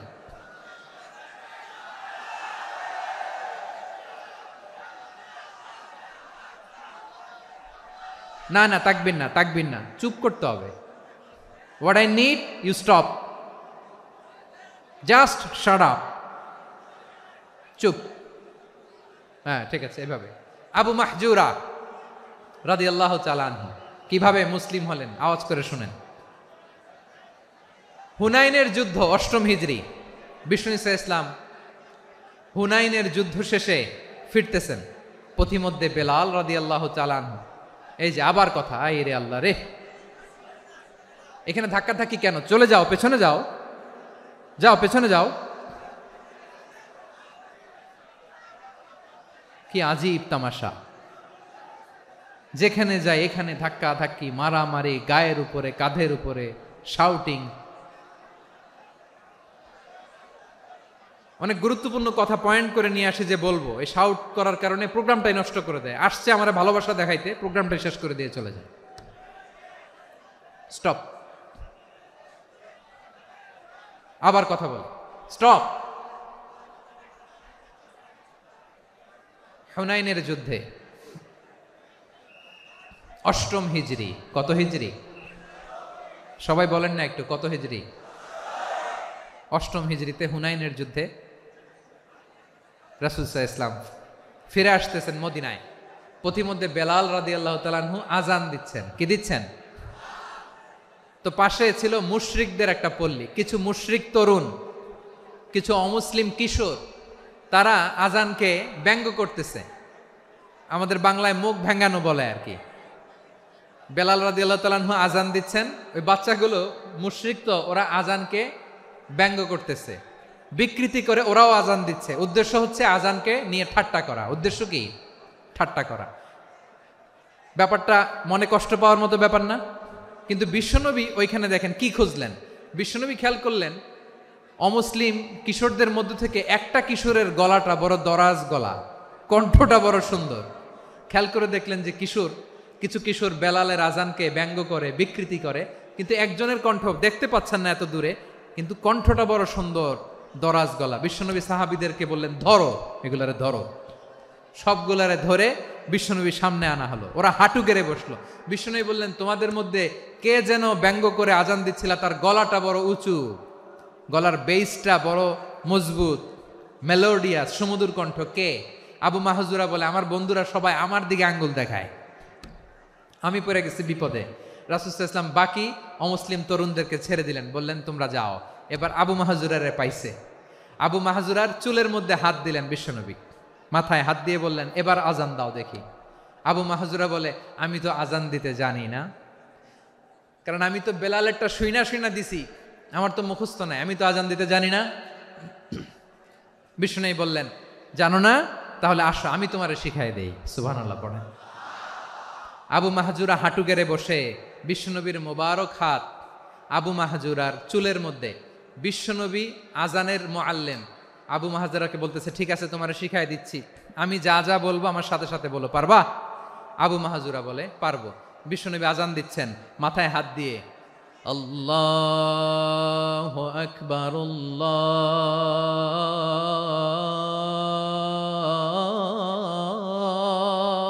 আকবার।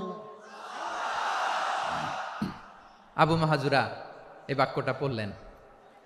বিশ্বনবী দ্বিতীয় বাক্য পড়তে আরম্ভ করলেন, আল্লাহু আকবার,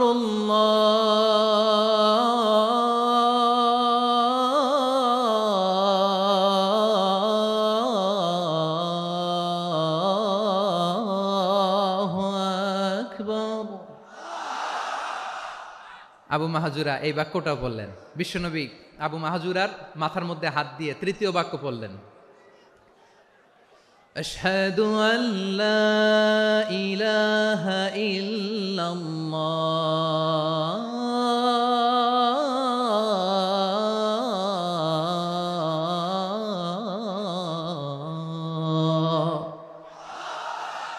আবু মাহজুরা তৃতীয় বাক্য পড়লেন। বিশ্বনবী একটা বাক্য পরে আবু মাহজুরা পরে, বিশ্বনবী পরে আবু মাহজুরা পরে। আবু মাহজুরা কিন্তু অমুসলিম, মুশরিক। আবু মাহজুরা বলে, এক একটা বাক্য পড়ি আমার কলিজাটা গলে ঠান্ডা হয়ে যায়। এতদিন মোহাম্মদকে গালি দিতাম, এখন মোহাম্মদ আমার মাথায় যখন হাত রাখছে আমার সারা শরীর ঠান্ডা হয়ে গেছে। বিশ্বনবী আজান শিখাচ্ছেন, একটা একটা বাক্য পড়ে, আবু মাহজুরাও পড়ে, বিশ্বনবী পড়ে, আবু মাহজুরাও পড়ে।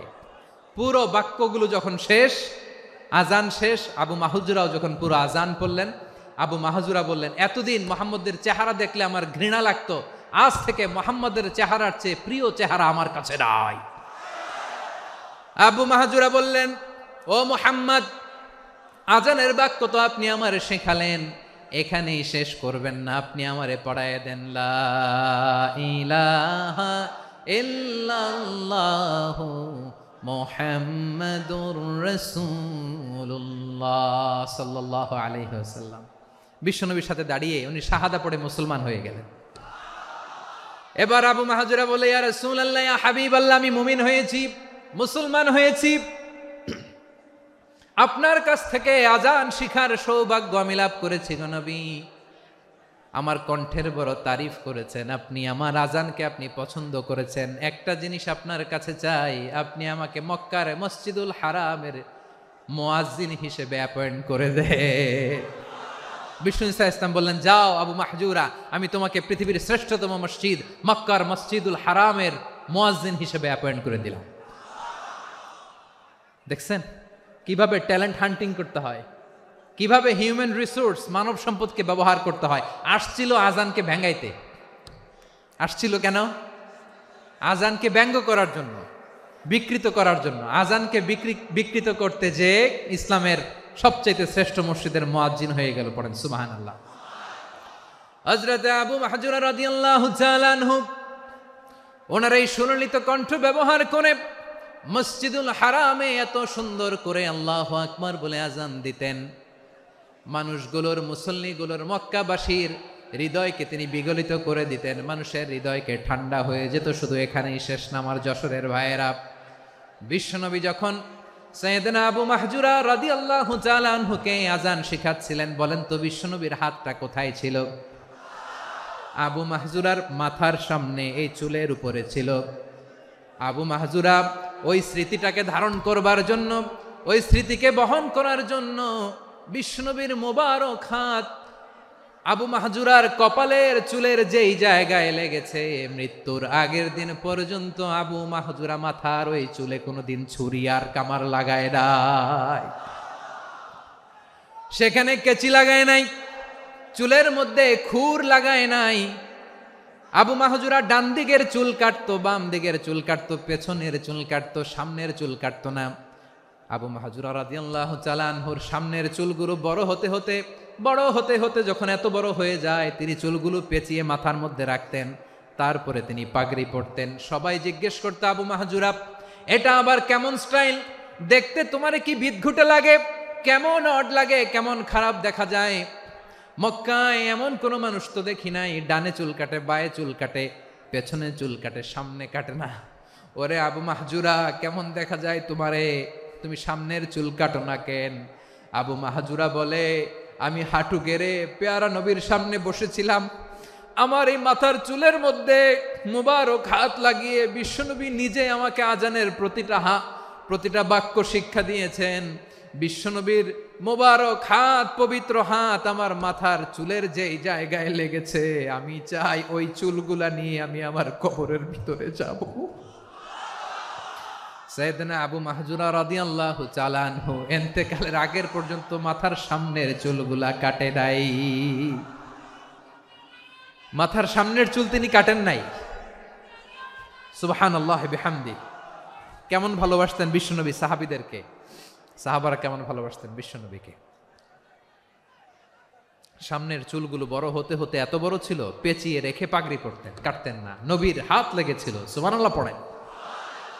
তাহলে what is the lesson, moral of the story কি? মোরাল অফ দ্য স্টোরি হচ্ছে, আসছিল আজানকে ব্যঙ্গ করার জন্য, বিকৃত করার জন্য, হয়ে গেল মসজিদুল হারামের মুয়াজ্জিন।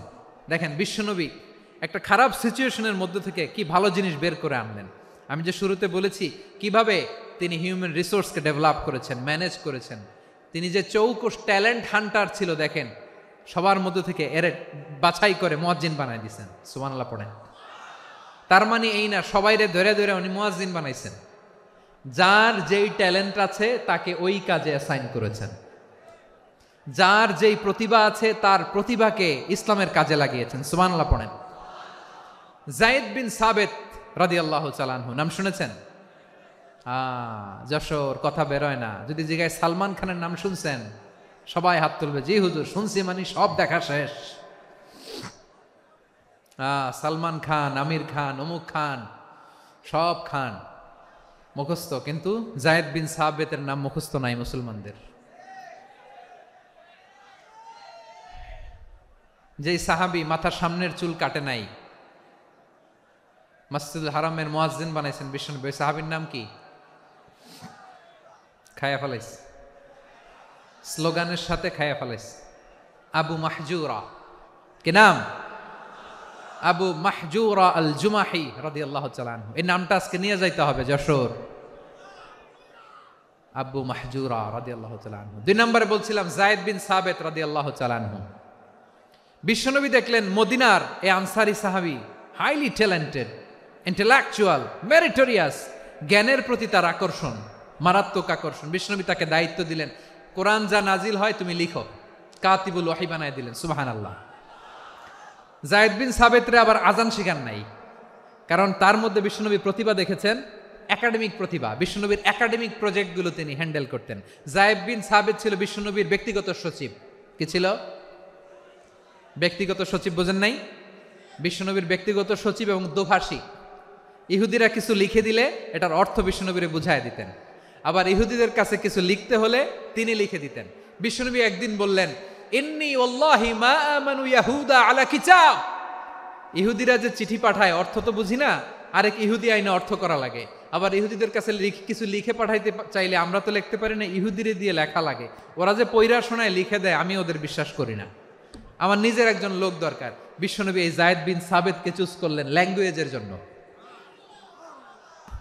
উনি বললেন, যায়েদ, তোমার সফট স্কিলকে ডেভেলপ করতে হবে, তুমি হিব্রু ল্যাঙ্গুয়েজ শিখে ফেলো। যায়েদ বিন সাবেত বলল, বিশ্বনবীর মোটিভেশন আর ইন্সপিরেশন পেয়ে আমি 15 দিনে ইহুদিদের এই হিব্রু ল্যাঙ্গুয়েজ শিখে ফেললাম। শুধু শিখে ফেললাম না, হাত্তা হাদিকতু, even I became master in the language. এই ভাষা আমি পারদর্শী হয়ে গেলাম। এরপরে ইহুদিরা চিঠি লিখে পাঠালে আর কোনো ইহুদি ডাকা লাগতো না, আমি নবীর এটার অর্থ শুনে পরে বুঝাই দিতাম। আবার ইহুদিদের কাছে চিঠি লেখা লাগলে আমি যায়েদ বিন সাবেত চিঠি লিখে দিতাম। সুবহানাল্লাহ। দেখেন, এত সাহাবীর মধ্য থেকে বিশ্বনবীর একাডেমিক প্রজেক্ট, ব্যক্তিগত সচিব, দোভাষী হিসেবে তিনি যায়েদ বিন সাবেতের মতো তরুণকে নির্বাচিত করেছেন। কেমন ট্যালেন্ট হান্টার ছিল আমার নবী। সুবহানাল্লাহ পড়বেন না? বিশ্বনবীর ইন্তেকালের পরে সাইয়েদনা আবু বকর রাদিয়াল্লাহু তাআলা আনহু যখন খলিফা হয়ে আসলেন, কোরআনকে সংকলনের দায়িত্ব দেয়া লাগবে, কোন সাহাবীকে দিবেন? সব সাহাবারা মিলে পরামর্শ করলেন। সাইয়েদনা আবু বকর, ওমর সবাই মিলে এই বিশাল কোরআন সংকলনের গুরু দায়িত্ব বিশ্বনবীর ব্যক্তিগত সচিব, বিশ্বনবীর দোভাষী, বিশ্বনবীর সিলেক্ট করাই লোক যায়েদ ইবনে সাবেত রাদিয়াল্লাহু তাআলা আনহুকে দিয়েছে। কোরআনের কপি তো আজকে এখানে রাখে নাই। এই যে আজকের যে কোরআন পড়েন, এটা আগে এরকম ছিল না।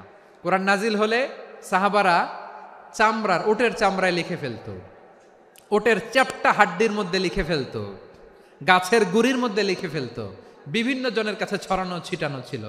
আবু বকর রাদিয়াল্লাহু তাআলা আনহু একসাথে করলেন, পরবর্তীতে উসমান রাদিয়াল্লাহু তাআলা আনহু একসাথে করলেন। 114 সূরার এখন এই মুসহাফ, এই কম্পাইলেশন, এই কপি আমরা পেয়েছি, যার হিউজ কন্ট্রিবিউশন ছিল। এই পুরো কোরআন কম্পাইলেশনের প্রজেক্ট ম্যানেজার ছিল যায়েদ বিন সাবেত রাদিয়াল্লাহু তাআলা। কোরআন কম্পাইলেশনের প্রজেক্ট ম্যানেজার। দেখেন, উনারে মাথায় হাত দিয়ে আজান শিখায় নাই। সুবহানাল্লাহ কইবেন না? তাহলে প্রথম সাহাবী আবু মাহজুরাকে মুয়াজ্জিন বানাইলেন, যায়েদ বিন সাবেতকে ব্যক্তিগত সচিব আর দোভাষী বানালেন, মুসআব ইবনে উমাইর রাদিয়াল্লাহু তাআলা আনহুকে ইসলামের প্রথম অ্যাম্বাসেডর বানালেন। তাহলে তৃতীয় নাম্বার একজন সাহাবীর নাম বলছি, মুসআব ইবনে উমাইর। মুসআব, কি নাম? নামটা কেমন লাগে? এই কয়েকজনের ভাল লাগে, বাকিদের ভাল লাগে না? ভাল লাগে? এই আর কয়েকটা মিনিট দেওয়া যাবে না আমাকে আল্লাহর রাস্তে? হ্যাঁ, ঠিক আছে। আমি তোমাদেরকে ভালোবাসা দেখাবো, দোয়া করব, যদি চুপ থাকো, একেবারে চুপ, কষ্ট সহ্য করো। বাকিরা যা সওয়াব পাবে তোমরা ডবল পাবা, যেহেতু কষ্ট বেশি, কিন্তু চুপ। 3 নম্বর সাহাবীর নাম মুসআব। এই ধাক্কাধাক্কি কেন রে ভাই? না না না, এরকম হইলে আসবো না যশোর, আমি আর আসবো না। হয় পিছনে চলে যাও, নাহলে চুপ, ধাক্কাধাক্কি নাই। 3 নম্বর সাহাবীর নাম মুসআব। কি নাম? He was the first ambassador in Islam. ইসলামের প্রথম ডিপ্লোমাট, প্রথম কূটনৈতিক, ইসলামের প্রথম কূটনৈতিক, ইসলামের প্রথম ডিপ্লোমাট, প্রথম অ্যাম্বাসেডর মুসআব ইবনে উমাইর। মক্কার তরুণ যুবক, উনি পারফিউম লাগাইলে মানুষ দেখলেই বুঝতো এটা মুসআব লাগাইছে। এমন ড্যাশিং ফেসের ছিল, এমন স্মার্ট ড্যাশিং ফেস, এমন পার্সোনালিটির মানুষ ছিল মুসআব রাদিয়াল্লাহু তাআলা আনহু। কারণ যিনি ইসলামের স্পোকম্যান হবেন, মুখপাত্র হবেন, তার স্মার্ট হওয়ার দরকার আছে না নাই? আকাবার প্রথম শপথ যখন হলো, তাদের সাথে বিষ্ণু ঈসা ইসলাম মদিনাতে একজন মুখপাত্র পাঠালেন, ডিপ্লোমাটকে পাঠালেন, অ্যাম্বাসেডর অফ ইসলাম। তিনি হচ্ছেন মুসআব ইবনে উমাইর। পড়েন সুবহানাল্লাহ। বিশ্বনবী দেখলেন সে অনেক স্মার্ট, তার ডেডিকেশন আছে, সিনসিয়ারিটি আছে, এবং মদিনায় যে আউস খাজরাজ গোত্রের নেতাদের সাথে ডিল করতে হবে, ইহুদিদের সাথে ডিল করতে হবে, ওখানে একজন পাক্কা জানু খেলোয়াড়ের দরকার আছে না নাই? মুসআব ইবনে উমাইর রাদিয়াল্লাহু তাআলা আনহু, ওনাকে বিষ্ণু ঈসা ইসলাম চুজ করলেন। এবং বিষ্ণু ঈসা ইসলামের এই চুজিংটা, এই সিলেকশনটা এত সুন্দর ছিল, তিনি মদিনাতে যে বিশ্বনবী আসার আগেই মদিনার জমিনকে তিনি উর্বর করে ফেলছেন। প্রতিটা ঘরে ঘরে কালিমার দাওয়াত তিনি পৌঁছায় দিচ্ছেন। জুমার বিধান নাজিল হয়েছে, কিন্তু মক্কায় পরিবেশ নাই জুমা পালনের। বিষ্ণু ঈসা ইসলাম একজনকে দিয়ে খবর পাঠালেন, যাও মদিনায় মুসাবকে যে বলো, মুসাব তো আমার শিক্ষক, আমার স্পোকম্যান, মদিনাতে যেন তারা জুমা কায়েম করে। বিশ্বনবীর আগেই মুসআব মদিনার মুসলিমদেরকে নিয়ে মদিনায় প্রথম জুমা কায়েম করে ফেলছে। কোন সুবহানাল্লাহ। ডিপ্লোমাটদের কেমন হইতে হয়, অ্যাম্বাসেডারের কেমন হইতে হয়, মুসআব রাদিয়াল্লাহু তাআলা আনহুর কাছ থেকে শিখে নাও। মুসআব নামটা কেমন লাগে? যশোর যাদের সন্তান হবে, ছেলে সন্তান, আমার রাস্তায় পাইলে সবাই জিজ্ঞেস করে, হুজুর একটা নাম দেন, আমার ছেলে হবে। যশোরবাসীর জন্য আমি একটা নাম দিয়ে দিলাম, নাম রাখতে হবে মুসআব। কি নাম? নামটা যাদের ভাল লাগে, ছেলে সন্তান অনাগত আসবে, মনে চাইলে নাম রেখে দিবেন মুসআব রাদিয়াল্লাহু তাআলা আনহুর নামে মুসআব। তাহলে মুসআব রাদিয়াল্লাহু তাআলা আনহুকে বিশ্বনবী ল্যাঙ্গুয়েজ শিখান নাই, সফট স্কিল শিখান নাই। যায়েদ রাদিয়াল্লাহু, তিনি হিব্রু ল্যাঙ্গুয়েজ শিখেছেন, সুরিয়ানি শিখেছেন, কিন্তু মুসআবকে তিনি বানিয়েছেন the spokesman of Islam, the first diplomat, the ambassador of Islam. সুবহানাল্লাহ পড়বেন না? আব্দুল্লাহ ইবনে আব্বাস রাদিয়াল্লাহু তাআলা আনহু, বিশ্বনবীর কাজিন, চাচাতো ভাই।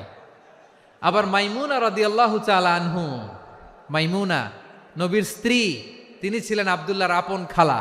তো নবীর বউ যদি ওনার খালা হয়, নবী তার কি? বুঝে নাই, নবী তার কি? খালু। তাহলে সম্পর্ক অনেক গভীর, কাজিন আবার খালু, ছোট্ট মানুষ, তাই রাতে মাঝে মাঝে ঘরে থাকতো।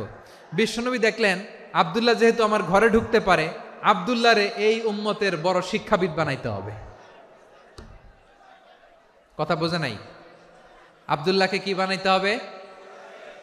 শিক্ষাবিদ, এডুকেটর অফ দিস উম্মাহ, এই উম্মার শিক্ষাবিদ বানাইতে হবে। তাই আব্দুল্লাহ ইবনে আব্বাসকে বিশ্বনবী হাতে কলমে শিক্ষা দিয়েছেন। আহারে, আর এরপরে যে কি ভাষা আসবে তোমাদের জন্য আমার মুখ থেকে আমি নিজেও জানি না। 1 ঘন্টা যাবত ধাক্কা ধাক্কি মারামারি। তো আসতে বলছে কে তোমাকে? পেছনে চলে যাও, জায়গা না পেলে। পুরো প্রোগ্রামটাই নষ্ট করে দিল।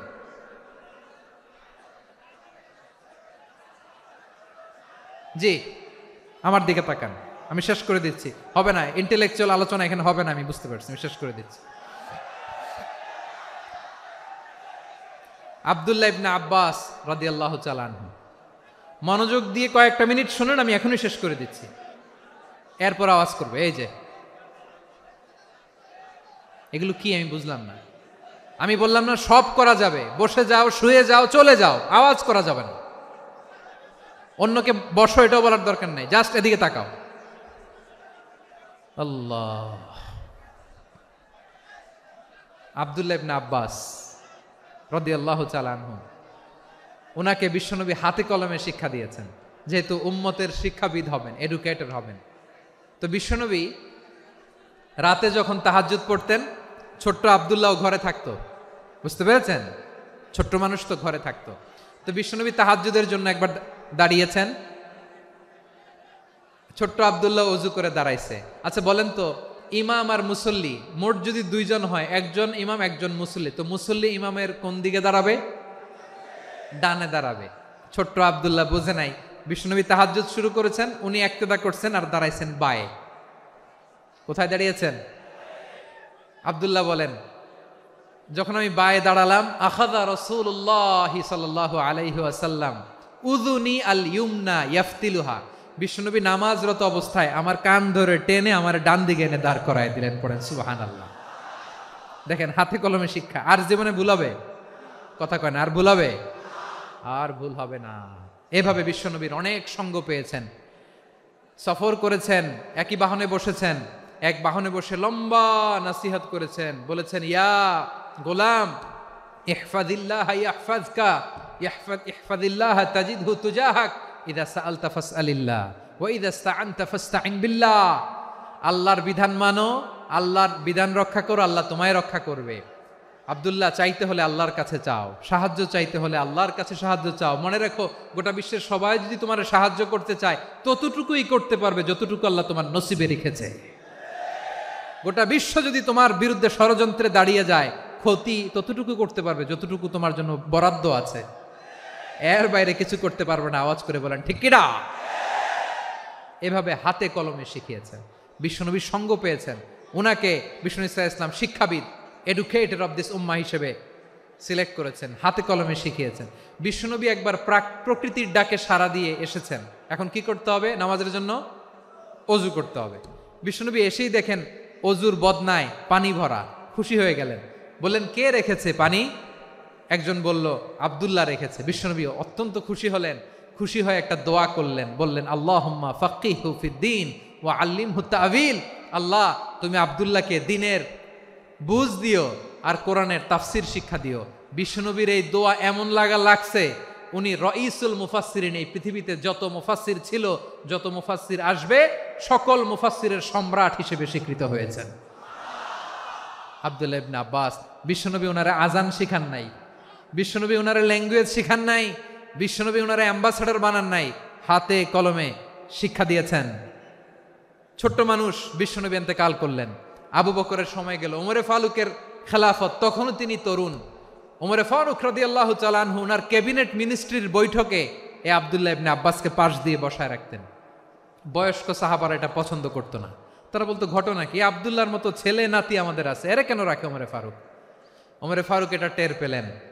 তিনি বুঝতে পারলেন যে ক্যাবিনেট মেম্বাররা এটা পছন্দ করে না, ছোট্ট আব্দুল্লাহরা কেন রাখি, কেন যে রাখি, এটা একদিন বুঝাবো। একদিন মিটিংয়ে তিনি সবাইকে বললেন, ইদা জাআ নাসরুল্লাহি ওয়াল ফাতহ। এই আয়াত দ্বারা উদ্দেশ্য কি বলেন তো মুরব্বী সাহাবীরা? এক সাহাবী বলেন, এই সূরা দ্বারা উদ্দেশ্য, আল্লাহ বলেছেন আমাদেরকে বিভিন্ন ল্যান্ড, বিভিন্ন এলাকা বিজয় করতে হবে। ওমরে ফারুক বললেন, না, হয়নি। আরেকজন বললেন, বিজয় হওয়ার পর আমাদের বেশি বেশি আল্লাহর বরত্বের ঘোষণা দিতে হবে, এটা উদ্দেশ্য। ওমরে ফারুক বললেন, না, হয় নাই। যারা জিজ্ঞেস করেন কেউ পারে না। সব শেষে বিশ্বনবী ছোট্ট আব্দুল্লাহরে বলেন, আব্দুল্লাহ, ইদা জাআ নাসরুল্লাহি ওয়াল ফাতহ, এর দ্বারা উদ্দেশ্য কি বলো তো? ছোট্ট আব্দুল্লাহ বলেন, হুয়া আজালু রাসূলিল্লাহ। এই আয়াত দ্বারা বিশ্বনবীর বিদায়কে উদ্দেশ্য নেওয়া হয়েছে। ওমরে ফারুক বললেন, হাযা হুয়া, এটাই তো সঠিক উত্তর, এটাই সঠিক তাফসীর এই আয়াতের। কারণ ইদা জাআ নাসরুল্লাহি ওয়াল ফাতহ, যখন আল্লাহর সাহায্য আর বিজয় আসবে, ওয়া রাআইতান নাসা ইয়াদখুলুনা ফি দীনিল্লাহি আফওয়াজা, আপনি দেখবেন দলে দলে, ঢলে ঢলে, বানের পানির মতো মানুষ ইসলামের দিকে ঢুকতেছে, ইসলামের বিজয় হয়েছে। তো ইসলামের বিজয়ের মিশন নিয়ে নবী আসছে, বিজয়ী যখন হয়ে গেছে, এখন তো নবীর বিদায় হবে। জোরে বলেন ঠিক কিনা? কোন সাহাবী এই সূক্ষ্ম কথাটা ধরতে পারে নাই, ওই আব্দুল্লাহ ছাড়া। আব্দুল্লাহ যখন উত্তর দিছে, সব সাহাবীদের টনক নড়েছে। এরপর থেকে কোনো ক্যাবিনেট মিটিং এ আর কোনো সাহাবারা কোনো প্রশ্ন করে নাই। আওয়াজ করে পড়েন সুবহানাল্লাহ। বিশ্বনবী আব্দুল্লাহ ইবনে আব্বাসকে দ্য এডুকেটর অফ দ্য উম্মাহ, উম্মার শিক্ষাবিদ হিসেবে গ্রহণ করেছেন। আওয়াজ করে পড়তে হবে আল্লাহু আকবার। সাহাবীদের নামগুলো মনে থাকবে? এক নম্বরে আবু মাহজুরা, মুয়াজ্জিন বানাইছেন। যায়েদ ইবনে সাবিত, দোভাষী, ট্রান্সলেটর অফ প্রফেট, এবং তিনি ছিলেন বিশ্বনবীর ব্যক্তিগত সচিব। Musab ibn Umair, the first ambassador and diplomat of Islam. Abdullah ibn Abbas, এই উম্মার সবচেয়ে বড় এডুকেটর, শিক্ষাবিদ। আরেকজন ছিল আব্দুল্লাহ ইবনে মাসউদ রাদিয়াল্লাহু তাআলা। দুই আব্দুল্লাহ, আব্বাস গেল, আরেকজন হচ্ছে মাসউদ। মক্কার তরুণ, ছাগল পালতো মুশরিকের বিশ্বনবী আর আবু বকর রাদিয়াল্লাহু তাআলা আনহু একবার গেলেন, যে দেখে এই তরুণ দাঁড়ায় আছে। বিশ্বনবী বলেন, আমি খুব ক্ষুধার্ত, তোমার কাছে কি দুধ আছে ছাগলের? আব্দুল্লাহ ইবনে মাসউদ বলে, আছে। ওয়ালাকিন আনা মুতামান, কিন্তু যে দুধ আছে এটা আমানতের, আমি দিতে পারবো না। বিশ্বনবী এইটা শুনেই তারা টার্গেট করে ফেলছে। আনা মুতামান, দুধ আছে কিন্তু এটা আমার মালিকের, আমি তো দরদ দেখাই, আমার মালিকের দুধ আপনি পথিক, আপনারা দিতে পারি না। বিশ্বনবী টার্গেট করে ফেলছেন, এরে আমার কাজে লাগাইতে হবে। বিশ্বনবী বললেন, আচ্ছা ঠিক আছে, দুধ দিও না, কিন্তু এমন ছাগি আছে কিনা যেই ছাগির সাথে কোনো ছাগলের মিলন হয় নাই, তার ওলানে দুধও আসে নাই, বাচ্চাও নাই, এরকম ছাগির থেকে যদি আমি দুধ খাই তাহলে তো সমস্যা নাই। বলতেছে, এরকম ছাগির থেকে দুধ খাইলে সমস্যা নাই, কারণ এরকম ছাগির ওলান থেকে দুধ আসবেও না। বলতেছে, ঠিক আছে, এরকম একটা ছাগি নিয়ে আসা হলো। বিশ্বনবী বিসমিল্লাহ বলে ওই ছাগির ওলানে হাত দিলেন। হাত দিতে দেরি, পুরো ওলানটা দুধে ভরে যেতে দেরি হয় না। বিশ্বনবী আর আবু বকর রাদিয়াল্লাহু তাআলা আনহু দহন করে পেট ভরে খেলেন। এই দৃশ্য আব্দুল্লাহ ইবনে মাসউদের হৃদয়ে দাগ কাটলো। এই মুজিজা দেখে তিনি বললেন, আশহাদু আল্লা ইলাহা ইল্লাল্লাহ ওয়া আশহাদু আন্না মুহাম্মাদুর রাসূলুল্লাহ। তিনি ষষ্ঠ মুসলিম ছিলেন, 6 নম্বর মুসলমান। ওনাকে টার্গেট করে বিশ্বনবী দেখলেন এমন ইন্টেলেকচুয়াল ব্রেন, উনি সূক্ষ্ম সূক্ষ্ম জিনিস বুঝে বেশি, ফিকহি জ্ঞান ওনার মধ্যে বেশি। বিশ্বনবী ওনাকে কোরআনের জ্ঞান শিক্ষা দিতে লাগলেন। উনি বিশ্বনবী সবার কাছে কোরআন শোনায়, কিন্তু বিশ্বনবী নিজে আব্দুল্লাহ ইবনে মাসউদের কাছ থেকে কোরআন শুনতো। বিশ্বনবী একবার বললেন, ইকরা আলাইয়া ইয়া মাসউদ। ইবনে মাসউদ, একবার শোনাও তো কোরআন দেখি। আব্দুল্লাহ ইবনে মাসউদ বলে, আকরাউ আলাইকা ওয়া আলাইকা উনজিল। নবী, আপনার উপর কোরআন নাজিল হয় আর আমি আপনার সামনে কোরআন পড়ব। বিশ্বনবী বললেন, ইন্নী উহিব্বু আন আসমাআহু মিন গায়রি। আমি নিজে পড়তে যেমনি ভালোবাসি, অন্যে পড়ুক আমি শুনবো, এটাও আমি ভালোবাসি। সূরা নিসা তিনি তেলাওয়াত করে শুনিয়েছেন। এমন সূক্ষ্ম সূক্ষ্ম বিষয় বিশ্বনবী উনাকে ধরিয়ে দিয়েছেন। উনি হয়ে গিয়েছেন, আব্দুল্লাহ ইবনে আব্বাস হয়েছেন রাইসুল মুফাসসিরিন, উনি হয়ে গিয়েছেন ফাকিহুল উম্মাহ। ওনার চাইতে বড় ফকি এই পৃথিবী আর দেখবে না। চিল্লায় বলেন সুবহানাল্লাহ। উনি বলতেন, ওয়াল্লাহি ওয়াল্লাহি ইল্লাযী লা ইলাহা গায়রু মা উনজিলাত সূরাতুন ইল্লা ওয়া আনা আ'লামু আইনা উনজিলাত ওয়া ফীমা উনজিলাত। বিশ্বনবী এমন ভাবে কোরআনের দার্স আমাকে দিয়েছেন, কোরআনে যত সূরা নাজিল হয়েছে, যেখানে নাজিল হোক না কেন আমি জানি এটা কোথায় নাজিল হয়েছে এবং কোন প্রেক্ষাপটে নাজিল হয়েছে। এমন একটা সূরা নাই যে সূরার কোথায় নাজিল হয়েছে আমি মাসুদের জানা নাই, কোন প্রেক্ষাপটে নাজিল হয়েছে আমার জানা নাই। এরকম ঘটবে না। চিল্লায় বলেন আল্লাহু আকবার। এই আব্দুল্লাহ ইবনে মাসউদ রাদিয়াল্লাহু তাআলা আনহু ওমরে ফারুকের সময় কুফার চিফ জাস্টিস ছিলেন। কুফা নগরীর চিফ জাস্টিস বুঝেন নাই? বিচারপতি। কি ছিলেন? সবাই বলে নাই, কি ছিলেন? বিচারপতি ছিলেন। এবং ওনার যে ফিকহি জ্ঞানের ধারা, এটাই আলকামা, ইব্রাহিম আন-নাখাই, হাম্মাদ ইবনে সুলাইমান হয়ে ইমাম আবু হানিফা পর্যন্ত পৌঁছেছে। এবং ওনার ফিকহি জ্ঞানের ধারাই হানাফি মাযহাবে অ্যাকসেপ্ট হয়েছে। আজও এগুলো হানাফি মাযহাবে চর্চিত হয়। হানাফি মাযহাবের সব ফিক আব্দুল্লাহ ইবনে মাসউদের ফিকহি জ্ঞানের ধারা থেকে নেওয়া হয়েছে। চিল্লায় পড়েন সুবহানাল্লাহ। তাহলে উনাকে বিশ্বনবী বানিয়েছেন জুরিস্ট, আইনবিদ, ফকিহ। উনারে আজান শিখান নাই। হিউম্যান রিসোর্স ডেভেলপমেন্ট কিভাবে করবেন, মানব সম্পদের উন্নয়ন কিভাবে করতে হয়, কিভাবে যার যেখানে প্রতিভা কাজে লাগাতে হয় উনি দেখিয়েছেন। সুবহানাল্লাহ পড়বেন না? খালিদ বিন ওয়ালিদ নাম শুনছেন? কে কে শোনেন নাই হাত তোলেন। কি ছিলেন? বীর যোদ্ধা ছিলেন খালিদ বিন ওয়ালিদ। কিন্তু তিনি ইসলাম ধর্ম গ্রহণ করেছেন অনেক দেরিতে, 8ম হিজরিতে। তার মানে 8ম হিজরির আগে উনি মুশরিকদের পক্ষে লড়াই করেছেন।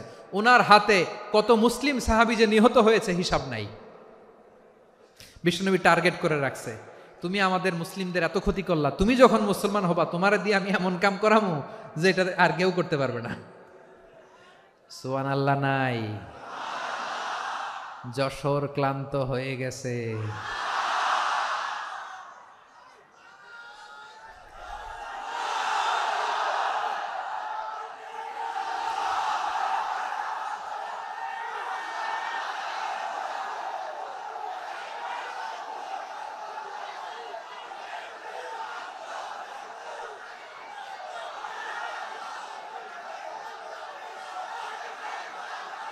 মাশাআল্লাহ, বসুন বসুন বসুন।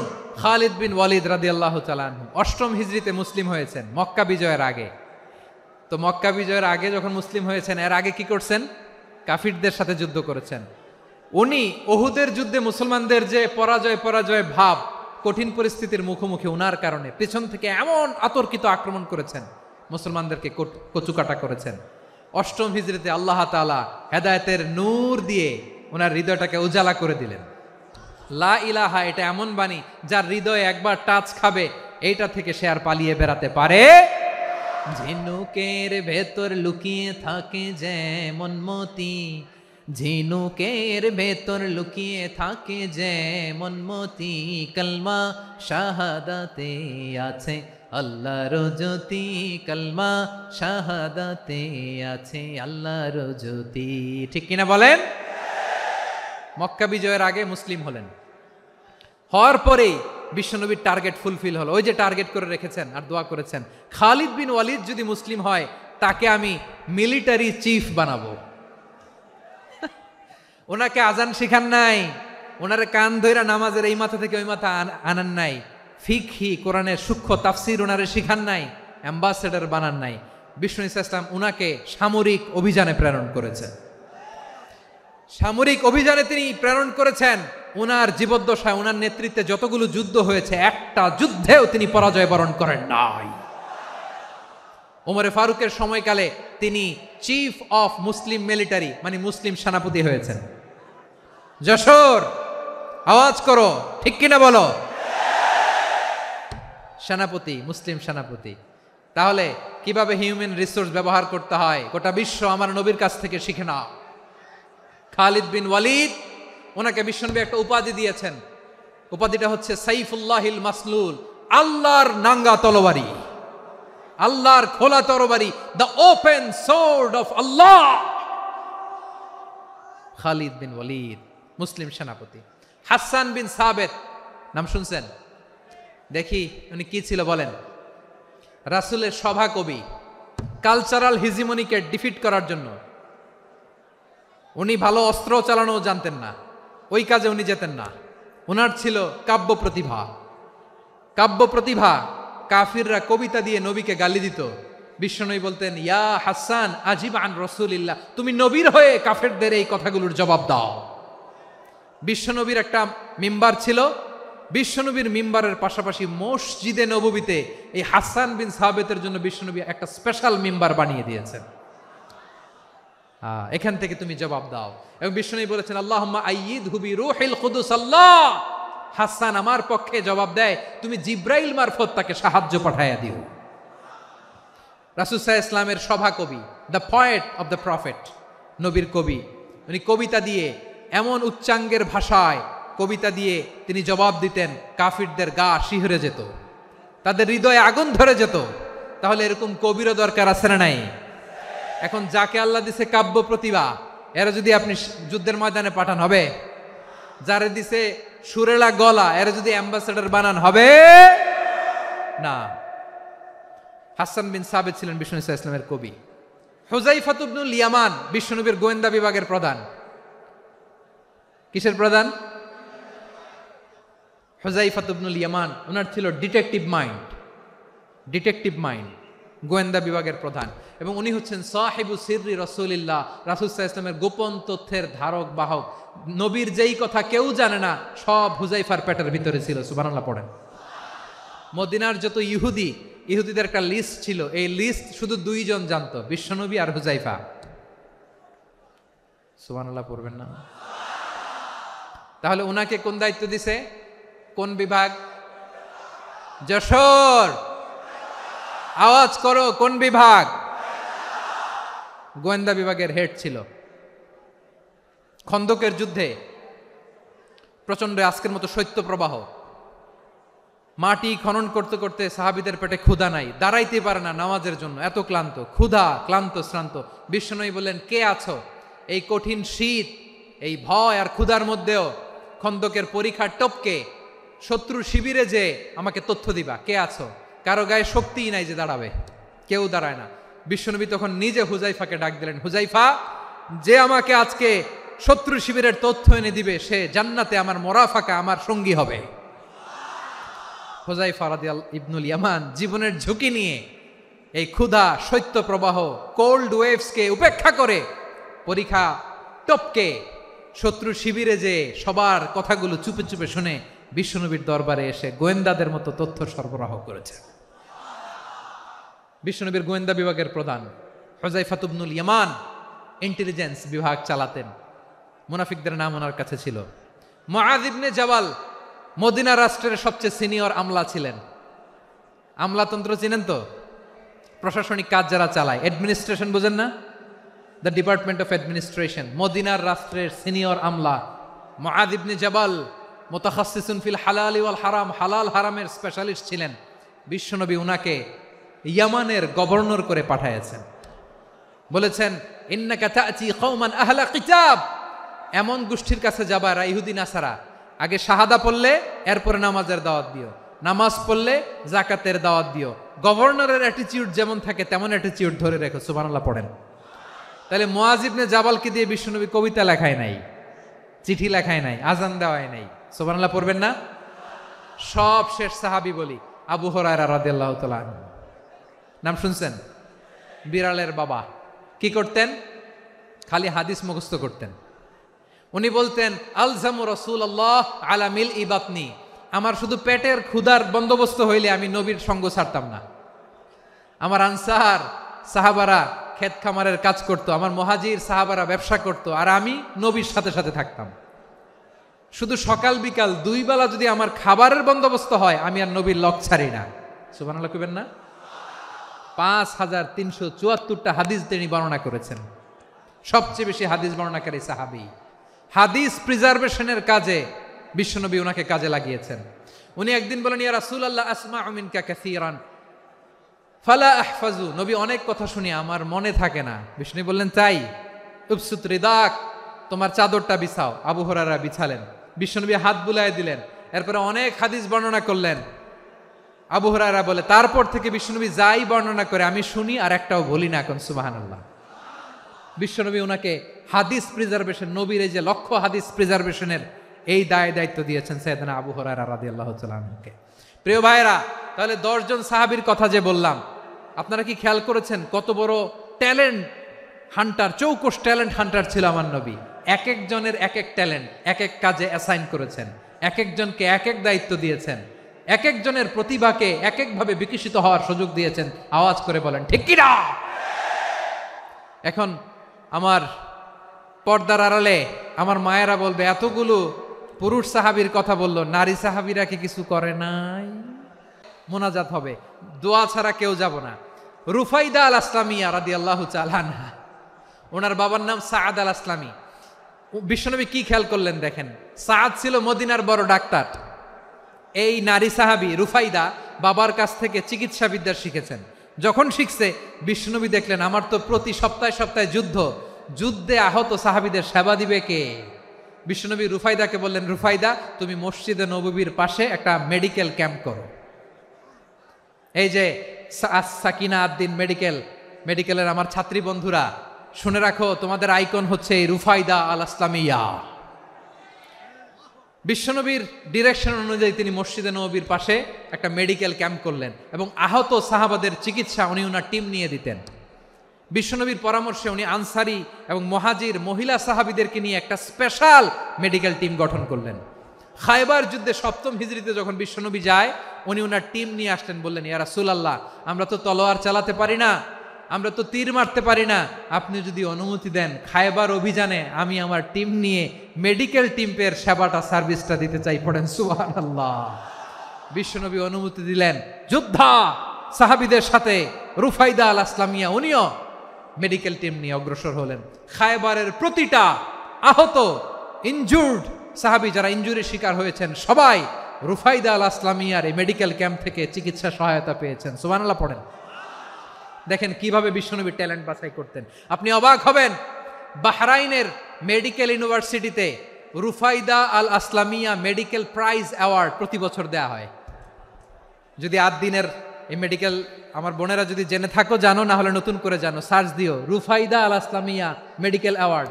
বাহরাইনের ইউনিভার্সিটিতে দেওয়া হয়। প্রিয় ভাইয়েরা, তাহলে আলোচনার সামারি আমরা করি।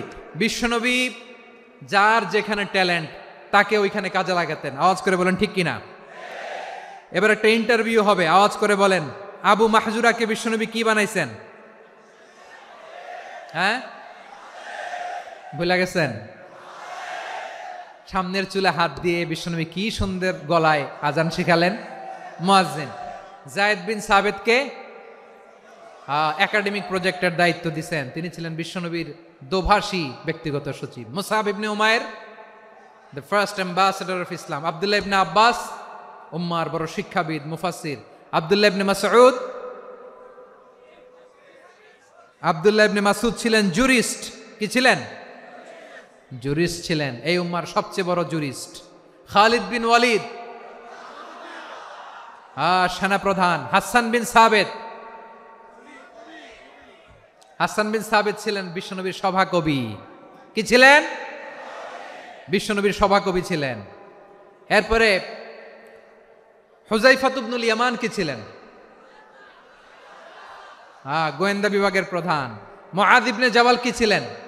সিনিয়র আমলা, ইয়ামানের গভর্নর। আবু হুরায়রা রাদিয়াল্লাহু তাআলা আনহু হাদিস প্রিজার্ভেশনের কাজ করেছেন।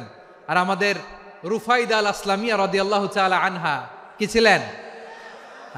নার্স ছিলেন, নার্স হয়ে মেডিকেল সেবা দিয়েছেন। প্রিয় ভাইয়েরা, পুরো আলোচনার যদি সামারি করি তাহলে বিশ্বনবী যেভাবে হিউম্যান রিসোর্সকে ম্যানেজ করেছেন, যার যেখানে প্রতিভা কাজে লাগিয়েছেন, আমরাও যদি করি আমাদের বাংলাদেশের চিত্র আমরা পাল্টে যেতে পারবো। আমরা শুরুতে শুনেছি মানুষের আছে অসীম সম্ভাবনা, প্রতিটা মানুষ অনন্য, যত্ন নিলে, যথাযথ পরিচর্যা করলে মানুষ বিশ্ব জয় করতে পারে। ঠিক কিনা? আমাদের হাফেজে কোরআনের সামনে দাঁড়াতে পারে এমন কোনো হাফেজে কোরআন আল্লাহর জমিনে জন্ম হয় নাই। গোটা বিশ্ব কাঁপিয়ে তারা সেরা, আমাদের ক্রিকেটাররা সেরা, আমাদের তৈরি পোশাক শিল্প সেরা। এরকম অনেক অনেক সেরা জিনিস আছে, আমরা এগুলোরে নার্চারিং করতে পারি নাই, পরিচর্যা করতে পারি নাই, সঠিক তারবিয়াতের অভাব। তাহলে মানুষের অসীম সম্ভাবনাকে কাজে লাগাতে হবে। ঠিক কিনা বলেন? ইউনুস গভর্নমেন্টকে আমি বলবো, অল্প সময়ের জন্য আপনারা এসেছেন, সংস্কারও করতে হবে, আবার নির্বাচনও করতে হবে। সব সংস্কার হয়তো করতে পারবেন না, যতটুকু পারবেন এর মধ্যে আমাদের যে হিউজ ম্যান পাওয়ার, আমাদের যে মানব সম্পদ, হিউম্যান রিসোর্স, এটাকে ডেভেলপ করে আপনাদের যেতে হবে। যেটা পারবেন না সেটাকে পরবর্তী নির্বাচিত গভর্নমেন্টের কাছে রেখে যেতে হবে, যে তারা যেন করে, তাদের কাছে আপনারা এটা রেখে যাবেন। তাহলে মানুষ চাইলে বিশ্ব জয় করতে পারে। আর মানুষকে হারাতে পারে কেউ? জোরে বলো যশোর, মানুষকে হারাতে পারে কেউ? আল্লাহ আমাদেরকে জনসংখ্যা দিয়েছেন প্রিয় ভাইয়েরা। এই জনসংখ্যা অনেক বড় সম্পদ, এটা আমাদের জন্য অভিশাপ নয়, আশীর্বাদ। আমাদের জনসংখ্যাকে যদি আমরা জনশক্তিতে রূপান্তর করতে পারি, আজকে বাংলাদেশ যে অবস্থানে দাঁড়িয়ে আছে, বাংলাদেশ তার 20 গুণ উন্নতির শিখরে চলে যাবে। চিল্লায় বলো ঠিক কিনা? আমাদের শ্রমিক ভাইয়েরা বাইরে কাজ করে, আমাদের শ্রমজীবী ভাইয়েরা, প্রবাসীরা, তাদের ব্যাপারে গুরুত্ব দিতে হবে। আমাদের শ্রমের দাম সবচেয়ে কম, সবচেয়ে কম। তারা এম্বাসিতে গুরুত্ব পায় না, এয়ারপোর্টে গুরুত্ব পায় না। এই সরকার অবশ্য তাদেরকে অনেক গুরুত্ব দিচ্ছে। আমাদের অদক্ষ শ্রমিককে যখন আমরা দুবাই পাঠাই, অল্প বেতন পায়, কিন্তু ইন্ডিয়ানরা দক্ষ শ্রমিক পাঠাইলে তার 3 গুণ বেতন পায়। আমরা আমাদের শ্রমিকদেরকে অদক্ষভাবে আর পাঠাতে চাই না, দক্ষ শ্রমিক পাঠিয়ে আমরা রেমিটেন্সের বন্যা বইয়ে দেব। আমাদের শ্রমিকদের পাঠানো রেমিটেন্সের টাকায় সচল থাকে আমার দেশের অর্থনীতির চাকা। তাদেরকে সবচেয়ে গুরুত্ব দিতে হবে। আমরা পেয়েছি ফ্রিডম ফাইটার, মুক্তিযোদ্ধা, আর আমার প্রবাসী ভাইরা হচ্ছে রেমিটেন্স ফাইটার। জোরে বলো ঠিক কিনা? তাহলে আমাদের এই জনশক্তিকে জনসম্পদে ট্রান্সফর্ম করতে হবে। ঠিক কিনা বলেন? সরকার জনগণকে এভাবে পলিশ করতে হবে। মা বাবারা ছেলে মেয়েদের মধ্যে কার কোন যোগ্যতা, তাকে ওইভাবে কাজে লাগাতে হবে। সবার A+ পাওয়ার কোনো দরকার নাই। আমাদের দেশে একটা টেন্ডেন্সি আছে, পরীক্ষায় A+ না পাইলে কই তুই কি করলি, পাশের বাড়ির ছেলে A+ পাইছে, যা ওর পা ধোয়া পানি খা। কি খা? তা আমি ভাবছি যে পা ধোয়া, A+ পাওয়া ছেলেদের পা ধোয়া পানির একটা পানির ব্র্যান্ড বানাইতে হবে। এরকম লেখা থাকবে, A+ পাওয়া ছেলেদের পা ধোয়া পানি। খাওয়া নাই, এগুলার খাওয়া নাই। ওরে আল্লাহ এ প্লাস পাওয়ার জন্য বানাইছে, আর আপনার ছেলেকে এই এ প্লাস গুলারে নিয়ন্ত্রণ করার জন্য আল্লাহ বানাইছে। ওকে দিয়ে আল্লাহ কি করবে আপনি জানেনই না। একটা এ প্লাস, একটা এ গ্রেড একটা মানুষের জীবনকে ঠিক করে দিতে পারে না। আপনার ছেলেকে আল্লাহ অন্যদিকে যোগ্যতা দিয়েছে। ওদের মনোবল ভাঙবেন না, খবরদার খবরদার। ছেলে মেয়েদের মনোবল ভাঙবেন না। যাকে দিয়ে যেটা হবে তাকে দিয়ে সেটা করতে হবে, তার প্রতিভাকে সেভাবে কাজে লাগাতে হবে। তাহলে বাংলাদেশ আমাদের এই জনসংখ্যা জনসম্পদে রূপান্তরিত হবে। আমাদের সরকারের তত্ত্বাবধানে আমাদের 18 কোটি জনগণ দক্ষ জনশক্তিতে রূপান্তরিত হোক। আমরা চাই কি চাই না? আমরা ভালো মানুষ, শ্রেষ্ঠ মানুষ হতে চাই কি চাই না? ওই জাপানিজদের মতো সৎ, ওই ইউরোপিয়ানদের মতো কালচার্ড। আমাদেরকে আল্লাহ তাআলা কোরআন সুন্নাহ অনেক কিছু দিয়েছেন। যেহেতু বর্তমানে আমরা দেখছি তারা সৎ, তাদের মধ্যে ভ্যালিউ আছে, সেগুলো আমাদের মধ্যে আনার দরকার আছে না নাই? আর ইসলাম দিয়ে আমাদের জীবনকে সাজাতে হবে, ইসলাম দিয়ে আমার পরিবারকে সাজাতে হবে। ইসলাম থেকে, কোরআন থেকে প্রেসক্রিপশন না নিলে জীবন সুন্দর হবে না। কোরআন থেকে প্রেসক্রিপশন না নিলে সমাজ সুন্দর হবে না। কোরআনের প্রেসক্রিপশন না মানলে রাষ্ট্র সুন্দর হবে না। কোরআনের প্রেসক্রিপশন অ্যাপ্লাই না করলে শুধু দুর্নীতি দমন কমিশন দিয়ে দুর্নীতি বন্ধ করা যাবে না। এজন্য কোরআনের আইন আমরা চাই কি চাই না? প্রিয় ভাইয়েরা, হিউম্যান রিসোর্স ডেভেলপমেন্ট, মানব সম্পদের উন্নয়ন, আমাদের সরকার যেন এদিকে নজর দেয়। আমরা যেন এই ব্যাপারে যত্নবান হয়ে উঠি। যাকে আল্লাহ যে যোগ্যতা দিয়েছে, এই যোগ্যতা দিয়ে আমরা যেন ইসলামের জন্য, দেশের জন্য কাজ করি। আমরা যেন আমাদের স্কিল ডেভেলপ করি, আমাদের পটেনশিয়ালকে ডেভেলপ করি। মোরালিটি, ভ্যালিউজ নিয়ে শায়েখ আহমদুল্লাহ আলোচনা করেছেন। এগুলো দিয়ে যেন আমরা আমাদেরকে সাজাই। আল্লাহ তাআলা আমাদের দেশকে তুমি নিরাপদ করো, আমরা পড়ি আমিন। আল্লাহ আমার 18 কোটি জনগণকে তুমি জনশক্তিতে রূপান্তরিত করো, আমিন। আল্লাহ আমরা হাতে হাত রেখে, কাঁধে কাঁধ মিলিয়ে, ভাইয়ে ভাইয়ে যেন এই দেশকে গড়তে পারি, আল্লাহ তুমি তৌফিক দান করো, আমরা পড়ি আমিন। আমার প্রিয় মহিউদ্দিন ভাই বলেছেন, হুজুর এমন একটা ঘোষণাপত্র দিয়ে যাবেন আজকের এই ঐতিহাসিক যশোরের প্রোগ্রামে, যেটা গোটা বাংলাদেশে মানুষ এটার উপর আমল করে। আমি যে কথাটা বলেছি এটাই, আসুন আমরা আমাদের জনসংখ্যাকে জনসম্পদে ট্রান্সফর্ম করি। আমাদের জনসংখ্যাকে আমরা যেন জনশক্তিতে রূপান্তরিত করি। জনসংখ্যাকে ট্রান্সফর্ম করে জনশক্তি দিয়ে আমরা যেন আগামীর বাংলাদেশ, স্বাধীন বাংলাদেশ 2.0 কে গড়ে তুলি। আল্লাহ তাআলা আমাদের সবাইকে কথাগুলো বোঝার, আমল করার তৌফিক দান করুন। এই জেনজি, ক্ষমা করে দিও আমাকে, অনেক ধমক দিছি, বকা দিছি। আল্লাহ তোমাদেরকে করুক, কবুল করুক, যশোরবাসীকে কবুল করুক, আদ দিনকে কবুল করুক, এই মেডিকেল কলেজকে কবুল করুক, ইসলামের জন্য বাঁধ ভাঙা এই জোয়ার এবং উচ্ছ্বাসকে আল্লাহ তাআলা কবুল করুক।